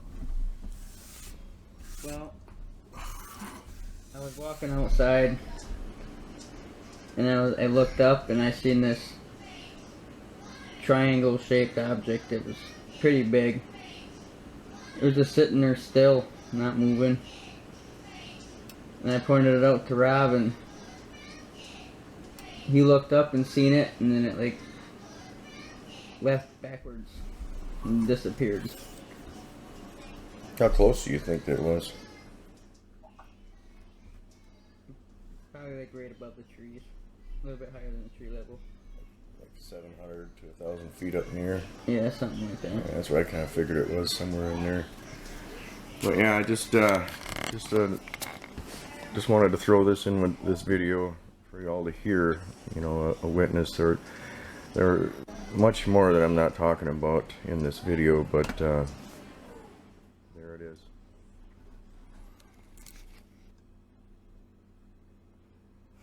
Let's see. I mean, I've had a lot of things. I can take people out and have UFOs show up just to show them. Some people they won't show up for. I had my neighbor over here. He pulled me over. It was about 2 weeks. He's like, hey, I was over at his house, and then he remembered. He's like, oh yeah, I've been meaning to stop to catch you and tell you something. I'm like, what's that? The Merlin over here, the old guy. And I said, what's that? He says, he goes, a week or two ago, you know, I heard a helicopter, not a plane. It was a helicopter, and you know, and I heard it, and I was like, you know, it's just gonna go over like they, you know, like a plane does. Just they go over and you hear them, and then you don't. But I realized about 5 minutes later, I'm still hearing this helicopter. So I got curious, and I got up, and I went out to look for it. And when I got outside in the front yard here, I looked over, and there it is, hovering over your house. And I asked him, I said, how long was it there? And he said, I don't know, probably a total of 10 minutes. And so it was hovering right over my house. I was like, yeah. So he told me about that. And then I have, I've had since I've been here, 4 or 5 people tell me that they've watched UFOs hovering over the top of my house. Here's one of them. A lot of them were verbal. I don't have recordings of them, but however, I could, if they would tell, you know, put it on recording for me, or right. They would tell their story. Sure. Right. Understood. But a friend of Scott, he was dating Missy back here, and they were just back here. And Scott sent me this message. He said, I've seen a few things of which I question, because I posted about something. But he jumps on it. He says, I've seen a few things of which I question. A UFO, I'm almost positive it was big. It was a big circle of light. Looked like a full moon. It hovered over your house, Robert. Was a while ago. I tried to show Missy, but it took off so fast she didn't get to catch it like I did. Mentioned I've had a few people tell me that they've seen lights over the top of my house, and the TR3B, Kyle. I thanked him for sharing that with me. And then he said, I seen it, and it was still, then I started to, I seen it, and it was still, then it started to move slowly, and then boom, it was gone. It was a visual I've never captured till that moment. And then I put your message on here, Bill, or do you want to talk about what you've seen over there, over my house since you've been up here? I seen an oversized Then you drone. saw a white orb go over, a ball of light go over. Yeah. That's the one that went real fast over. It was heading east, and then you saw it later going back west. Yeah. About an hour later. A couple times seen it lose. And I seen how your camera's positioned. That's just rest treetop height. Yeah. That's all you can see. And how big do you think that light was? Well, it's hard to judge from that little camera. Right. But it was big on the camera. It was big enough to catch my eye. If you were to take an educated guess, how big would you think it might have been that was going over? 6 feet. 6 feet? Yeah.